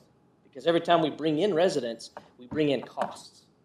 We have to serve them with sewer, we have to serve them with electric. Commercial does the same thing, plus it adds 100%. sales tax. But it gives us some sales tax. Yes. So for the industrial and Strong property, I mean, we've always considered that a buffer to industrial, but I mean, we can put industrial there. But then you're gonna have the buffer being Claire Road versus them having the buffer of the Strong property. Jim, would you have a problem with us asking or directing staff to aggressively go after commercial and industrial in those 2 areas as a buffer to what could be shoved down our throat, and say, aggressively go after that, guys. Well, I don't know, aggressively pursue. They come to us. I mean, we've got a retail recruiter. We're working with, the mayor and I have been working with brokers on the side that do commercial. I don't know how you aggressively pursue. Well, when land goes listed as a commercial or industrial, we should be working with those agent or agents to be friendly to them and help them guide commercial traffic, those types of customers, into our camp instead of the Edgerton or Olathe or Spring Hill camp. Let me guess, maybe, do you want direction on whether or not we're comfortable with full industrial development on like Strong property, for instance, or, I mean, because that's not really what we've been pursuing, No. correct? Right. So you're saying that's what you would like to see there? I'd like to Okay be able to with have that? an all of the above. I'm gonna jump in, I can't. It's just, so part of this is understanding the full process of these things. Right now, what generally happens is it's market driven. Okay, let's use the Strong property. There was potentially residential, there was potentially the data center, there's potentially, we can go all day with all the proposals, right? Staff's job has been to entertain those proposals, okay? To see what's the best situation we can get from whatever the property owner and the developer is trying to propose there, to see if it's acceptable, okay? And acceptable at a high quality. I'm gonna put that on there. I don't, as a director, I'm not sitting there going, anything that walks in the door gets an automatic yes stamp, okay? And that's why sometimes your decision-making takes on some of the forms of discussion we do, is because there are times when we're in disagreement, and that's fine. We got no problems with that. The problem I have with this idea of us aggressively pursuing anybody for particular uses is, you're gonna expend or have staff expend a huge amount of time potentially bringing people to the table that through the planning process might get rejected after they spend hundreds of thousands of dollars pursuing that idea. So you gotta be careful what you're directing staff to do or not, because if you're gonna use those staff resources in that manner, okay, under that kind of a direction, then, staff's looking, and so is that applicant, and everybody else, is they're looking for that positive. And when the public shows up, we don't make those decisions. That's in front of you guys. So that's where that's why I'm a little bit frustrated with this discussion, is it's not about aggressively us going out and pursuing these things. It's us about being open to conversations like Jim's talking about with whoever comes walking in the door for us. And many times they're talking to multiple jurisdictions. They're talking to us and the adjacent community and the county and so we're trying to give them whatever we think is an acceptable deal. And many times there's conversations that staff has behind the scenes, that staff has with council leadership, things like that, that help guide us Sure. as to how far we're willing to go. If you're gonna put us in kind of what I'll call the old Southwest Johnson County economic development mode, where our job is just simply recruit everybody in here and bring them in, which is a very aggressive approach to things, we're gonna be looking at situations when we have things before you that you're gonna be making some really tough decisions after some people spent a lot of money. I think we've been there and done that. And the folks I've talked to, David, with regard to the data center that just went away, was, and I've talked to people on both sides of the issue, was the people that were against the data centers were okay with the outcome, okay? But the conversations we've had is we should have pursued the due process all the way to the end and then made decisions. And that's what I'm trying to prevent or preempt here, is that we don't get into wars with agents or whatever to say, we're not taking it to Gardner, we're taking this to Edgerton, or we're doing this or we're doing that. And what I'm trying to relay is this: what I'm hearing is that that whole west corridor is Edgerton setting themselves up with that annexation on the north side of the highway they've set themselves up to be the guy that gets control of that. And Mayor, I can assure you, Don Roberts wants to shove that down our throat. Probably so. And that was annexed years and years and years ago. I agree, Nothing but recent. that can be, Jim, that can be used. My concern is that we're gonna have this shoved down our throat, and we're going to have an intermodal 2.0 right across the street. And I may have used the term aggressive. I didn't mean aggressive. I'm just saying, are you wanting direction to be open to industrial in that area, or open to industrial Well put. over 56? Are you wanting that direction? Because If that's the change that the council wants to right, make. that's what I'm asking. That's You want us to entertain industrial, then we'll entertain industrial. that's what I.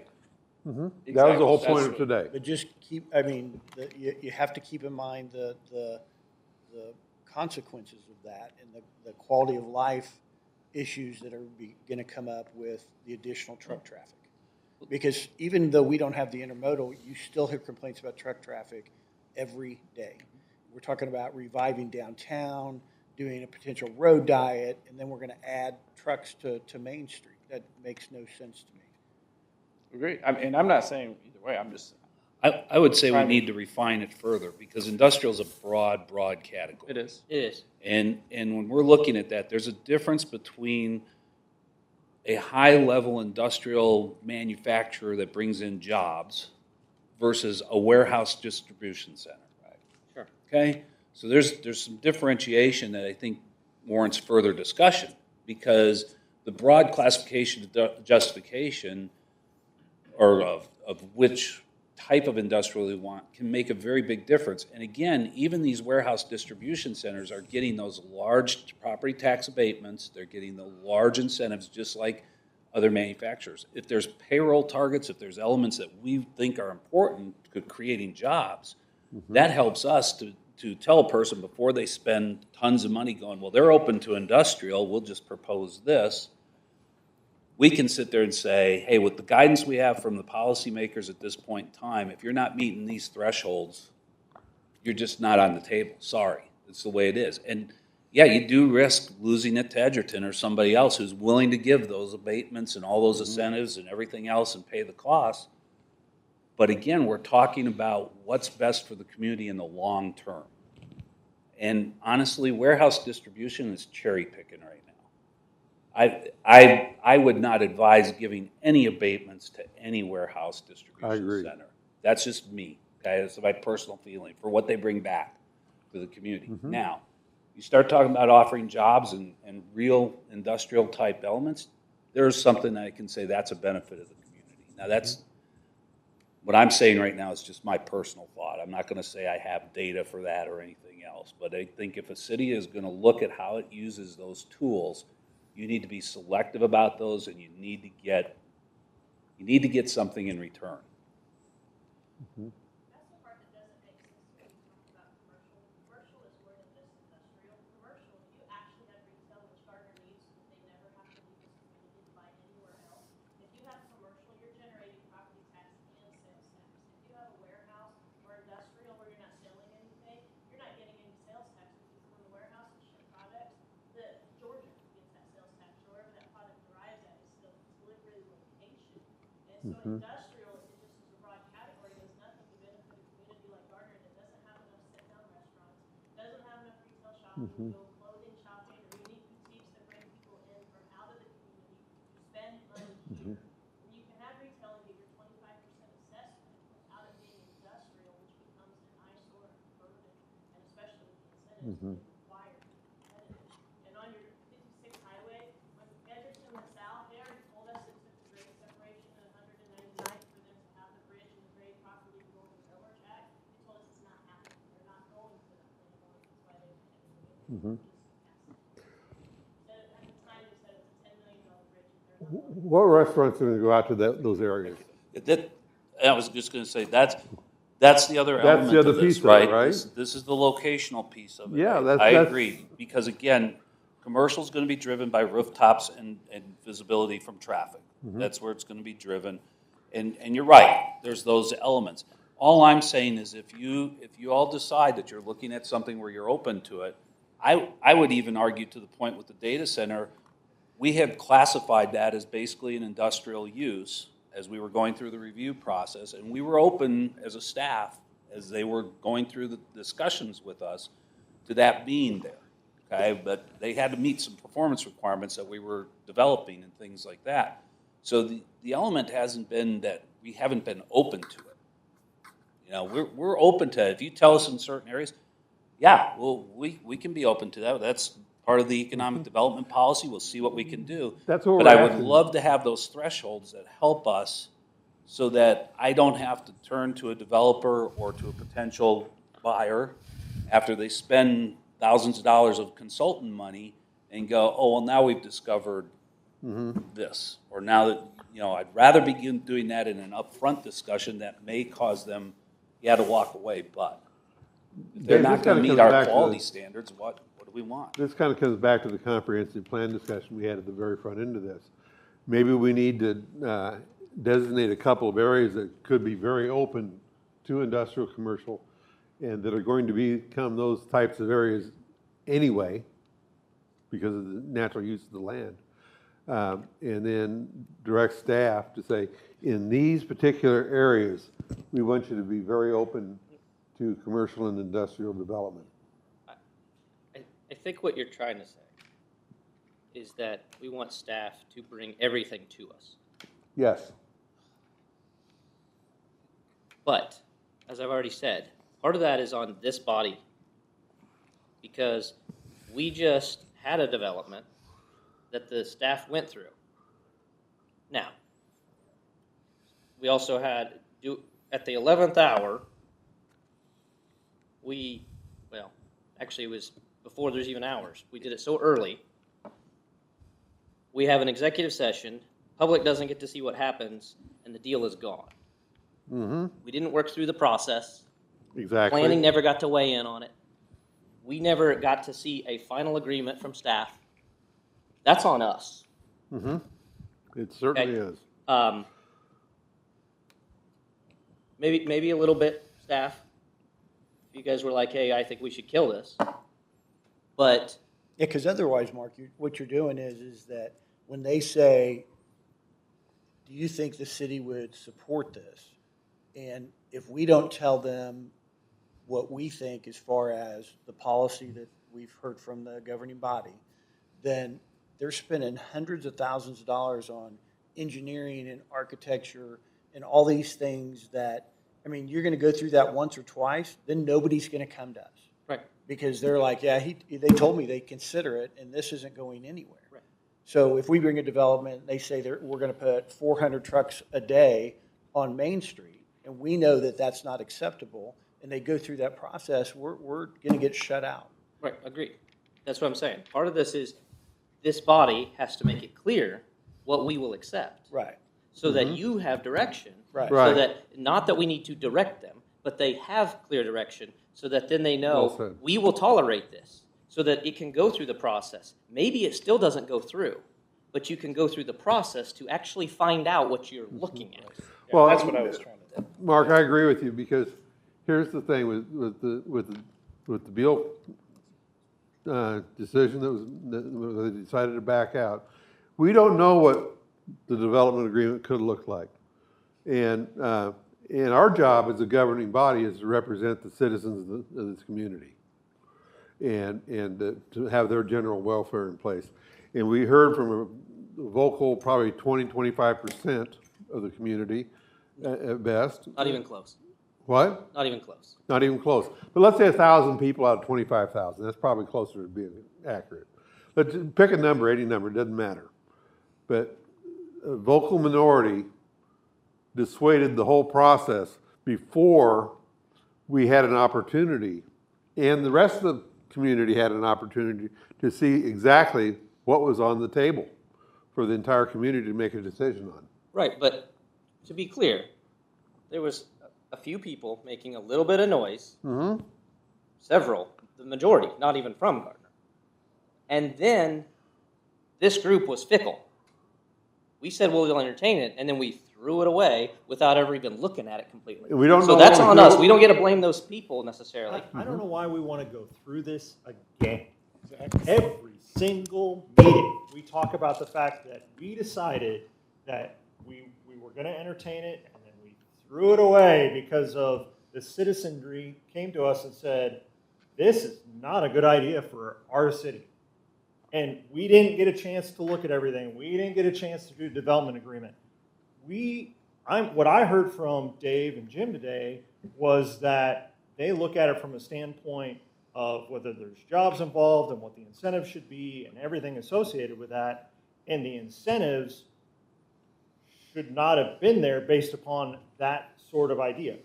And the decision was pushed in that way, and it fell apart. Whether it comes back again, I don't know that I would have made a different decision. Well, and that- I'm okay with it. Right. And that in the falling apart of it, Beal ultimately saved money too, because had it continued forward, they would have continued to pour thousands, hundreds of thousands of dollars into But that's on them. development, study, that kind of thing. Right, So there it is.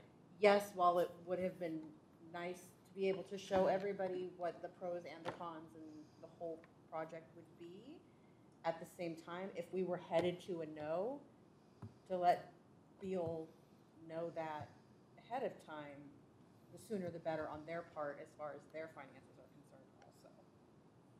But- Make sense? And I completely agree, and I think to help wrap up what you're asking for, I guess we have to decide if we want to develop Claire Road differently, is what I'm hearing. And we have to decide if we want the character of Highway 56 to change through the center of town. Correct? That's what I'm hearing. That's what Jim was essentially asking. That's what Jim said. Maybe. Mark, the other piece of that is, that what we have to decide is, who do we want to be in control of what the center of town looks like?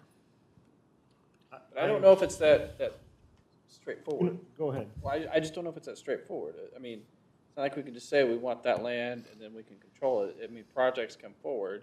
Mm-hmm. If we're directing Jim to say, we don't want a project that's gonna bring a lot of trucks through 56, he's probably gonna communicate that up front. Or communicate that with the governing body and let us make a decision for the citizens of the community. But as opposed to an entity outside of our staff, outside of our governing body, making the decision for us, and we have to live with the consequences. We learned that lesson 25 years ago. But you're also saying that in order to entice those developments, we have to kind of accept what we're going to get on 56 and Claire, and or give them tax incentives. Didn't say that, Mark. But we're talking about how do we entice them to annex into Gardner? That's staff's job. Well, that's the hook. But no, we have to vote on that. Steve, we have to vote on that. Right. That comes before us as an incentive, and you can still vote no. Yes, you said can, anything absolutely. possible. What? And then you said anything possible to get them to annex in. I asked you how much you wanted to spend, and you just went like this and said that's. We don't know. It's a hypothetical. We could spend a little bit, we could spend a lot. It depends on what the benefits to the community are, Casey, as to how much we spend. If we spend a bunch and it's strategic, great. If not, fine. I'll Mark, shut your up. point is well taken, but yours too, Casey. I think what you're trying to get at, and the point that I'm trying to hit home, is that we have to be clear to staff what it is we're willing to accept. And yes, we don't need to play all these what-if games, but if a development came and it's going to go in one of your spots, and it's going to put 50 trucks on 56, and they come to Jim and say, do you want it, or is it going to Edgerton? We will give it to him tomorrow. What's his answer going to be? That's what he needs to know from He us. needs to come to us He and needs ask to that know question. what do we want, because at that point, that development is coming, right? Not a what if, right? Right. So we need to be able to make it clear that he's like, yeah, okay, we're gonna take that because we don't want them to put I more agree. trucks, or we're gonna restrict this, or we're just going to whatever. Or, oh well, they're gonna get it and they get 50 trucks, whatever, right? But he needs to know that from Right. us. Well put. That's better than I could have ever put it on the table. Thank you. And Mark, I just want to be clear on this too, because sometimes when we talked about this the other night, remember there's two different things going on here. There's development agreements and there's the planning aspects of these things. Sure. And they're not always going to be in alignment. Sure. I mean, that's the other element of it. I've got a code that requires certain minimum things and different things like that. The key in that, though, what aligns it is really the decision-making, right? Because staff can come to you with a recommendation, even though you've gone through the development agreement process over here. I'm doing that independent work over here where I'm looking at it in light of our codes, in light of the conditions that I think are reasonable to have that quality that we're looking for, right? But that still gives you the authority as decision makers when it gets to you to do those things we've talked about before where, hey, I may have 10 conditions here and you might go, that one's overstepping bounds, this is blah, blah. And that's all great. That's that completion of the process element. So understand that when we talk about development agreements, like, you know, Councilman Ween's mentioning here, these are two different guidance kinds of elements and the discussions are two different arenas running somewhat parallel, That's fair. if you will. So I just want to remind people of that because that gets tough with some folks where they don't see that differential, and there is a differential in that. You may have a threshold on incentives and things. Plan Commission doesn't care about what any of that is. Right. Their job is the land use side of it. So I guess to Steve's point, I mean, in a general sense, I mean, from a council standpoint, I mean, you know, are we satisfied with the direction that Jim has moving forward? I mean, being careful. This would not be a change, but if it's industrial with little or no truck traffic, we've entertained that before. Right. So I mean, that wouldn't be a change. But to Steve's point, though, are we willing to allow, you know, greater concentrations of trucks or whatever the case may be, more than you have, Yeah. to help to secure some of those pieces of property if it came up to that situation? And before you answer that, think about, we've talked about destination downtown for a long time, for the amount of time that I've been here. You put more trucks down 56 that go down Main Street, you're gonna blow that up. I don't know about Claire. I mean, there's other agreements that happen down there. And 199th, we hear a lot about 199th Street all the time. That's, to me, that's just slightly different. Well, I'd have to think more about whether industrial in that area is the right land use for what we've been trying to do. I understand there's a need for us to expand our tax base. I get that. I just don't know that I'm on board with loosening the tolerance on the amount of trucks that we'd be wanting to take down 56. Mark, let me ask you a question. If the free market says, let's go out west, okay, around that substation. If the free market on listed land says, I want to do this, and we've directed staff, no trucks in town, and they say, okay, fine, Gardner, that's your position. And they go to Edgerton, and they say, heck yeah, well, you can put 1,000 trucks down 56. Where do we benefit there? I hear you. And I think that there are other barriers to entry for Edgerton. I hear what you're saying. I absolutely hear that they have land annexed across 56. That they have the ability to go annex more land across 56. They just don't have the ability to service that land. And the price for them to do that may be a barrier entry for them, for anybody to do a development, because they may say, it's going to cost me $15 million to put something across there, and I'm going to give you 100% tax abatement. I have to find $15 million to go pay for everything. I agree, but we can't control what they do. right? And they may make that choice. And it's a lot of ifs, and I agree. And- I would assume, and Jim can correct me if I'm wrong, if at some point there is a developer that comes into that area and we're probably gonna be cheaper because have infrastructure already over on that part of or that part of 56, they're gonna come and say, this is what we wanna do. And they're gonna give us an indication whether it's gonna happen, whether they're there or not. Right. If it's another intermodal, which the intermodal's I- its own special, its own special. I would expect Jim to raise that issue back with us and say, well, we've tried, and this is the best that we can do. It's gonna go to Edgerton otherwise. And I guess what I'm asking, Mark, would you be okay with directing staff to be open to this kind of stuff? And if it takes more truck traffic. I don't think I have to, because I think No, they you already don't. are. Okay, but if it takes more truck traffic to look at each opportunity as a one-off. And that would be our decision to make. They would bring it to us and we'd say, yeah, maybe not. Or it could work.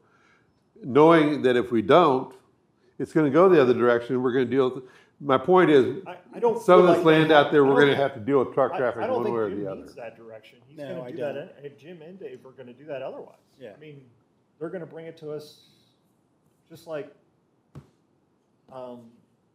the data center was. Okay. I would think. Yes. I mean, your initial response may be, I gotta take this before the governing body and let's see what I can get done.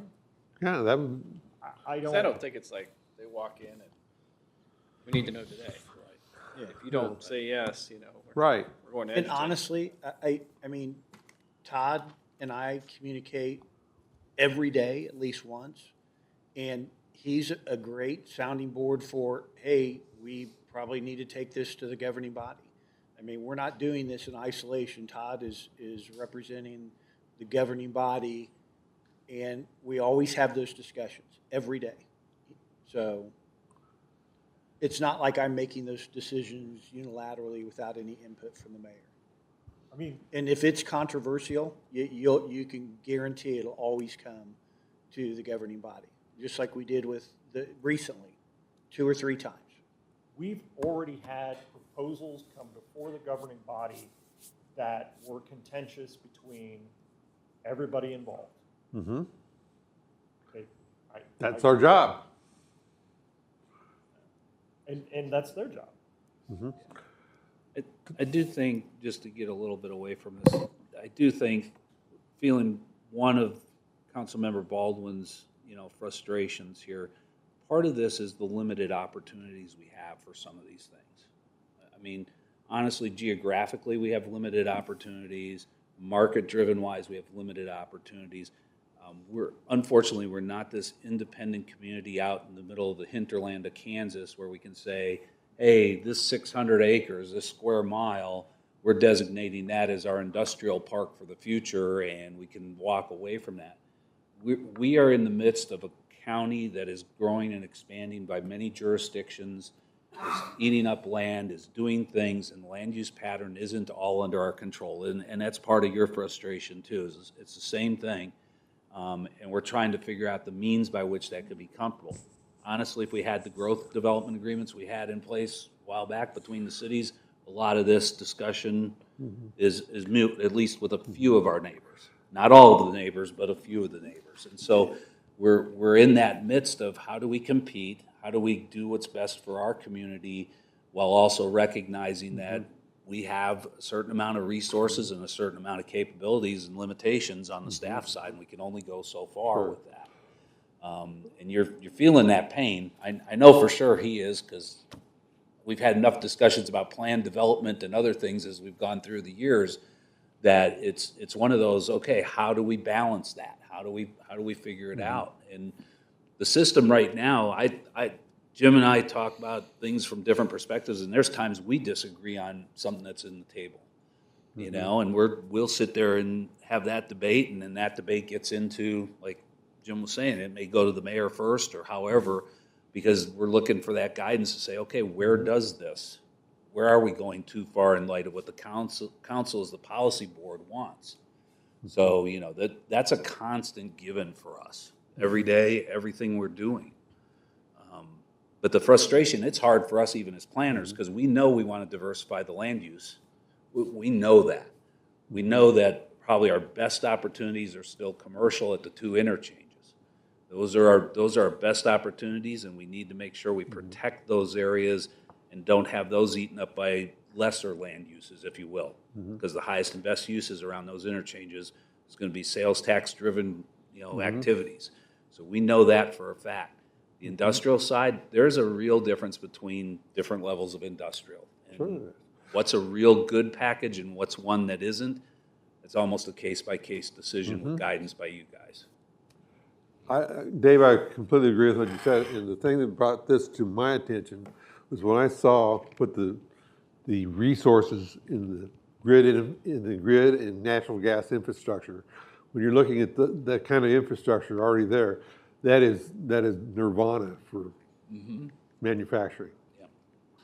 And when you look at that and say that's going to naturally attract that type of land use, then we need to be a little more open to what it's going to be. And sometimes it may take truck traffic, and we may not want to do that. We may say too much truck traffic for us, but we also have to be ready to go and let somebody else make that decision for us and have to live with it.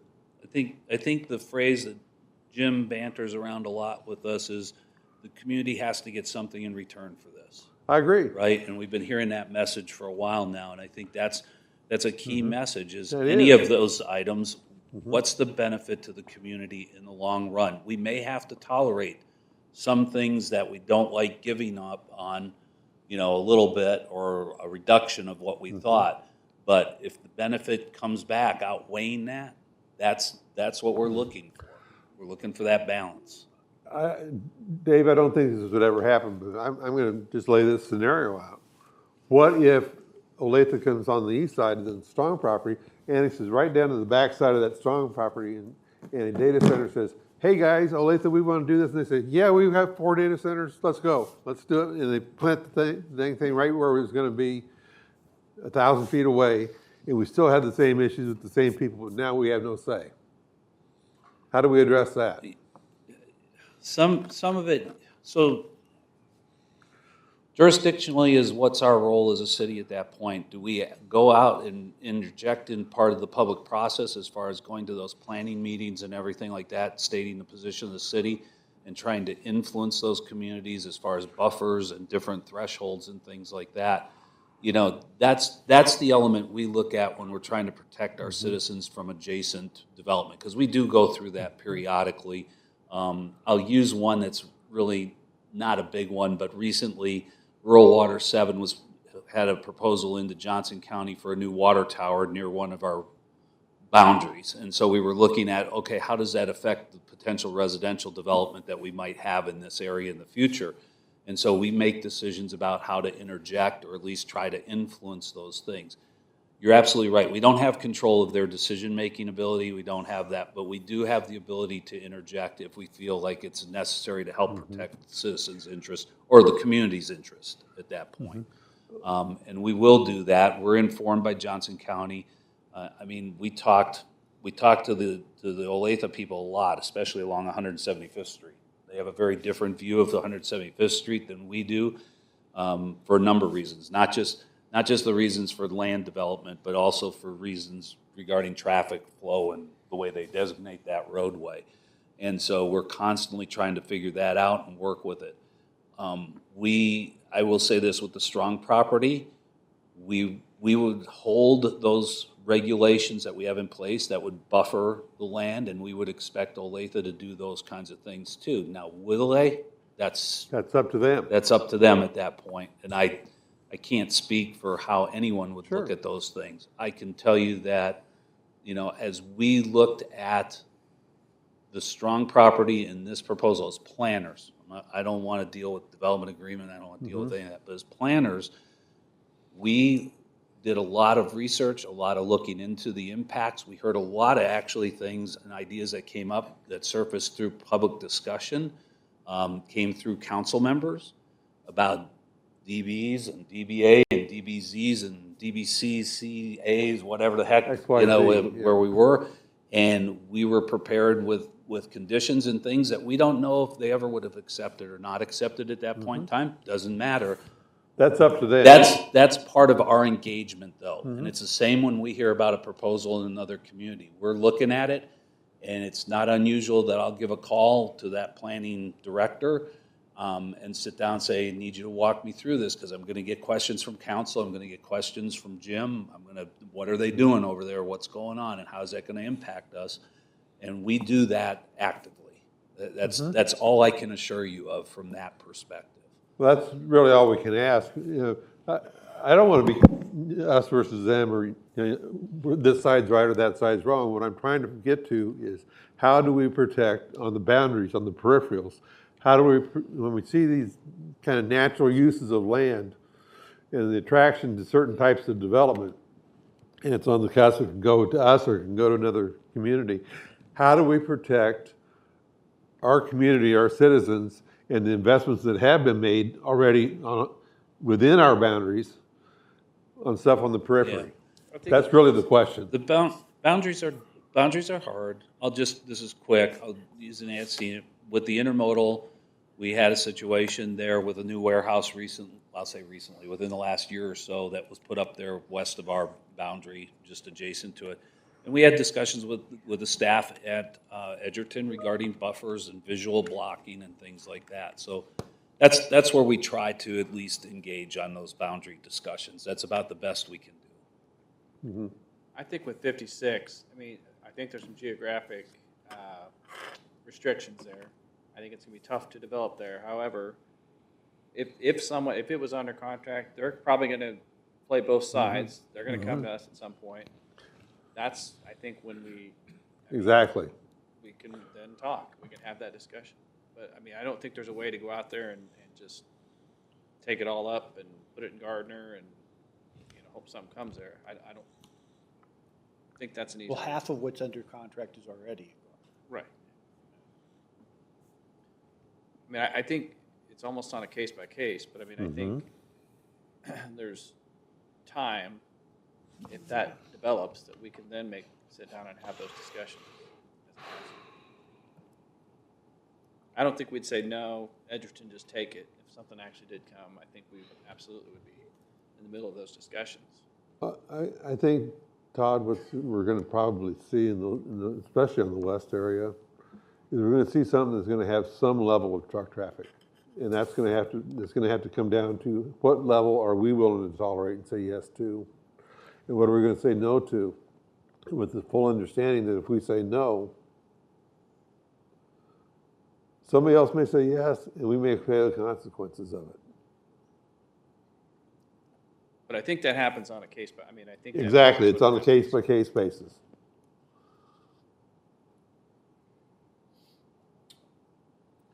Do we have any more thoughts on Clare Road while we're talking? It's actually both areas. I think if you wanted to compare and contrast the two areas, you would choose Clare Road over the western side, because the western front, then you do have more potential for the trucks. Yes, you'd have trucks on Clare Road potentially, but at least they're going to either go east on 175th, that's, as far as Olathe is concerned, an industrial corridor, or they would possibly go south and end up on 199th outside of our jurisdiction, which will be an industrial corridor, or they would go west and grab I-35. They're probably not going to go through town a whole lot. So I would think if you want to compare and contrast from a truck perspective, you would prefer Clare Road by a mile. It has the same infrastructure essentially from the stuff Steve was talking about.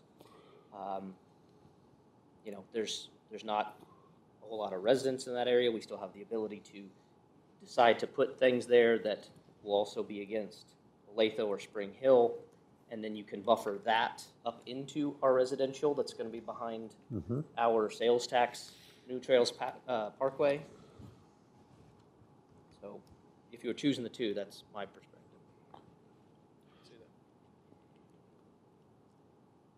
Well, then to that point, Mark, we need to make a decision, is Clare Road and which east-west road besides 175th do we want to start kind of nudging towards a thoroughfare? Clare Road, I agree, is probably gonna have to become one. I mean, it would be great if it was actually between Clare and Hedge on the eastern half. That's where not our the road decision went, to make You know, yet. so between Clare Crossing and Olathe, but, which is doable, I guess, but, east-west would depend on what we want the rest of the south side to look like. Mm-hmm. But I do think if you're gonna put industrial anywhere, the southeast corner is an option because it's away from everybody. Mm-hmm. And you're gonna have the same pushback we had a month or two ago, too. Sure, but that's people that are out of town that we're encroaching on their farmland, right? That's gonna happen regardless of which city it is. Mm-hmm. And that's why I'm also concerned about us being in that same position. Some other jurisdiction is making decisions for us and our people. But I think again, in the same scenario, we're never gonna just say flat no. We're gonna say, all right, what is it? You know, what, Mm-hmm. is it under contract? Okay, well, they're definitely, making some effort to move forward. Let's talk, let's bring this in front of council, that kind of thing. I agree.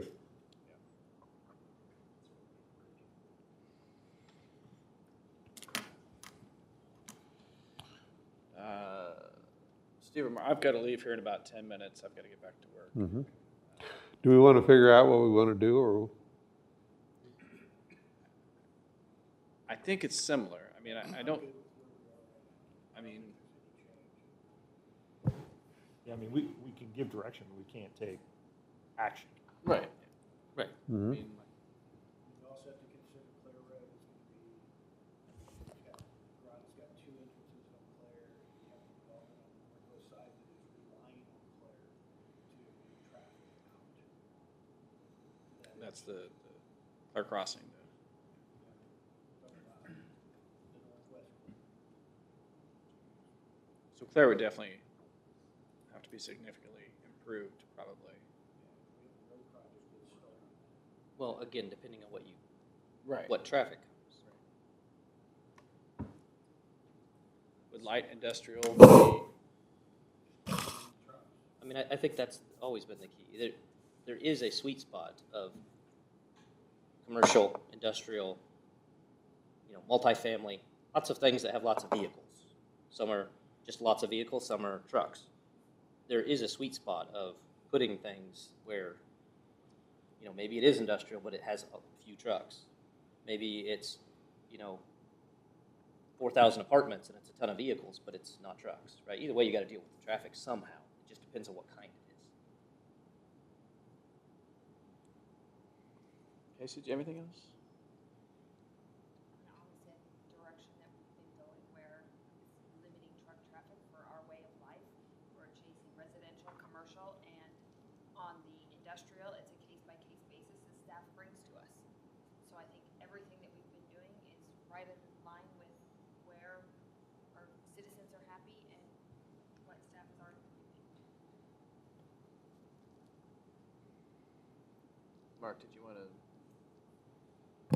Were you looking for maybe more specific though? More direction.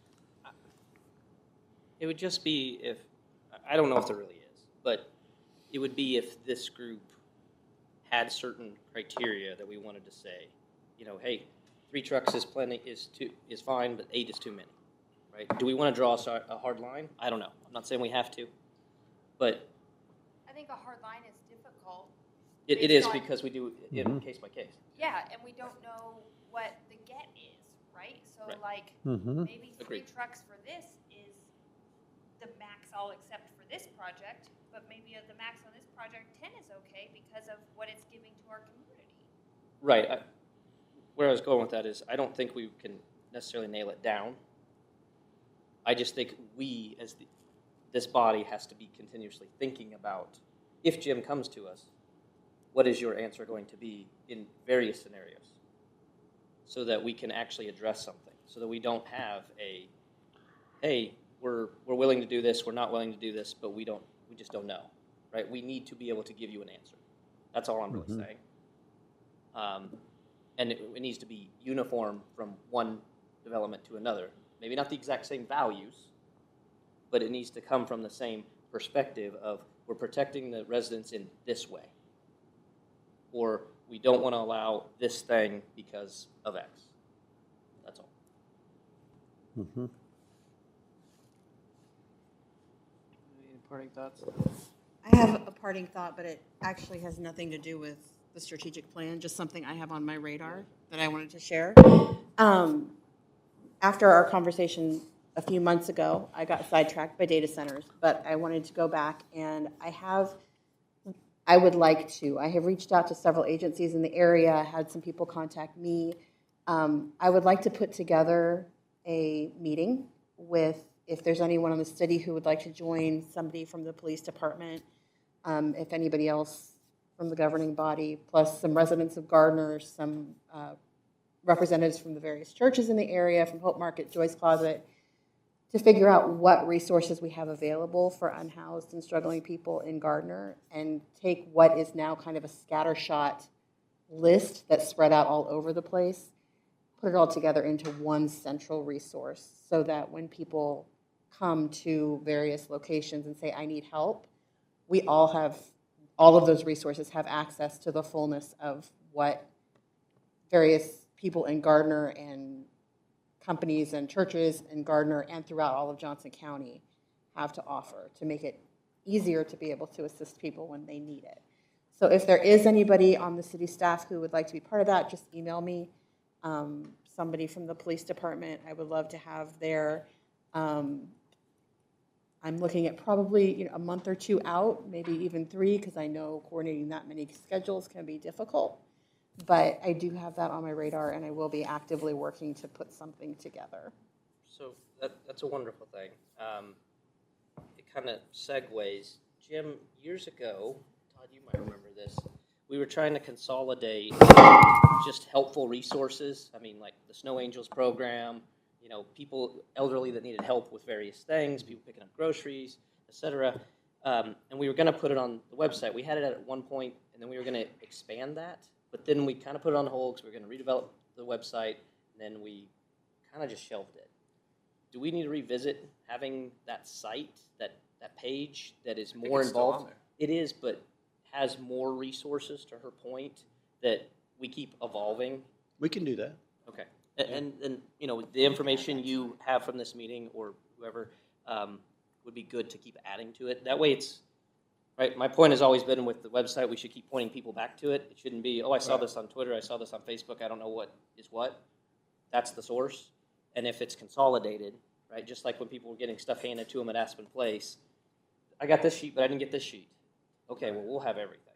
I think that could be 'cause good to tie into the Be a Good Neighbor campaign. Yep, of, could do it with that. All the community resources as part of being a good neighbor. Yep. And, kind of expanding that campaign and driving people, anytime you need something, it's to be a good neighbor and drive that home. Okay. Great idea. Let me know. I'll try and help you out. Okay, anything else from staff at this point? Jason, you have direction now? You good? Okay. We'll meet at the pool. Okay. Thank you for everyone for coming today. Again, it's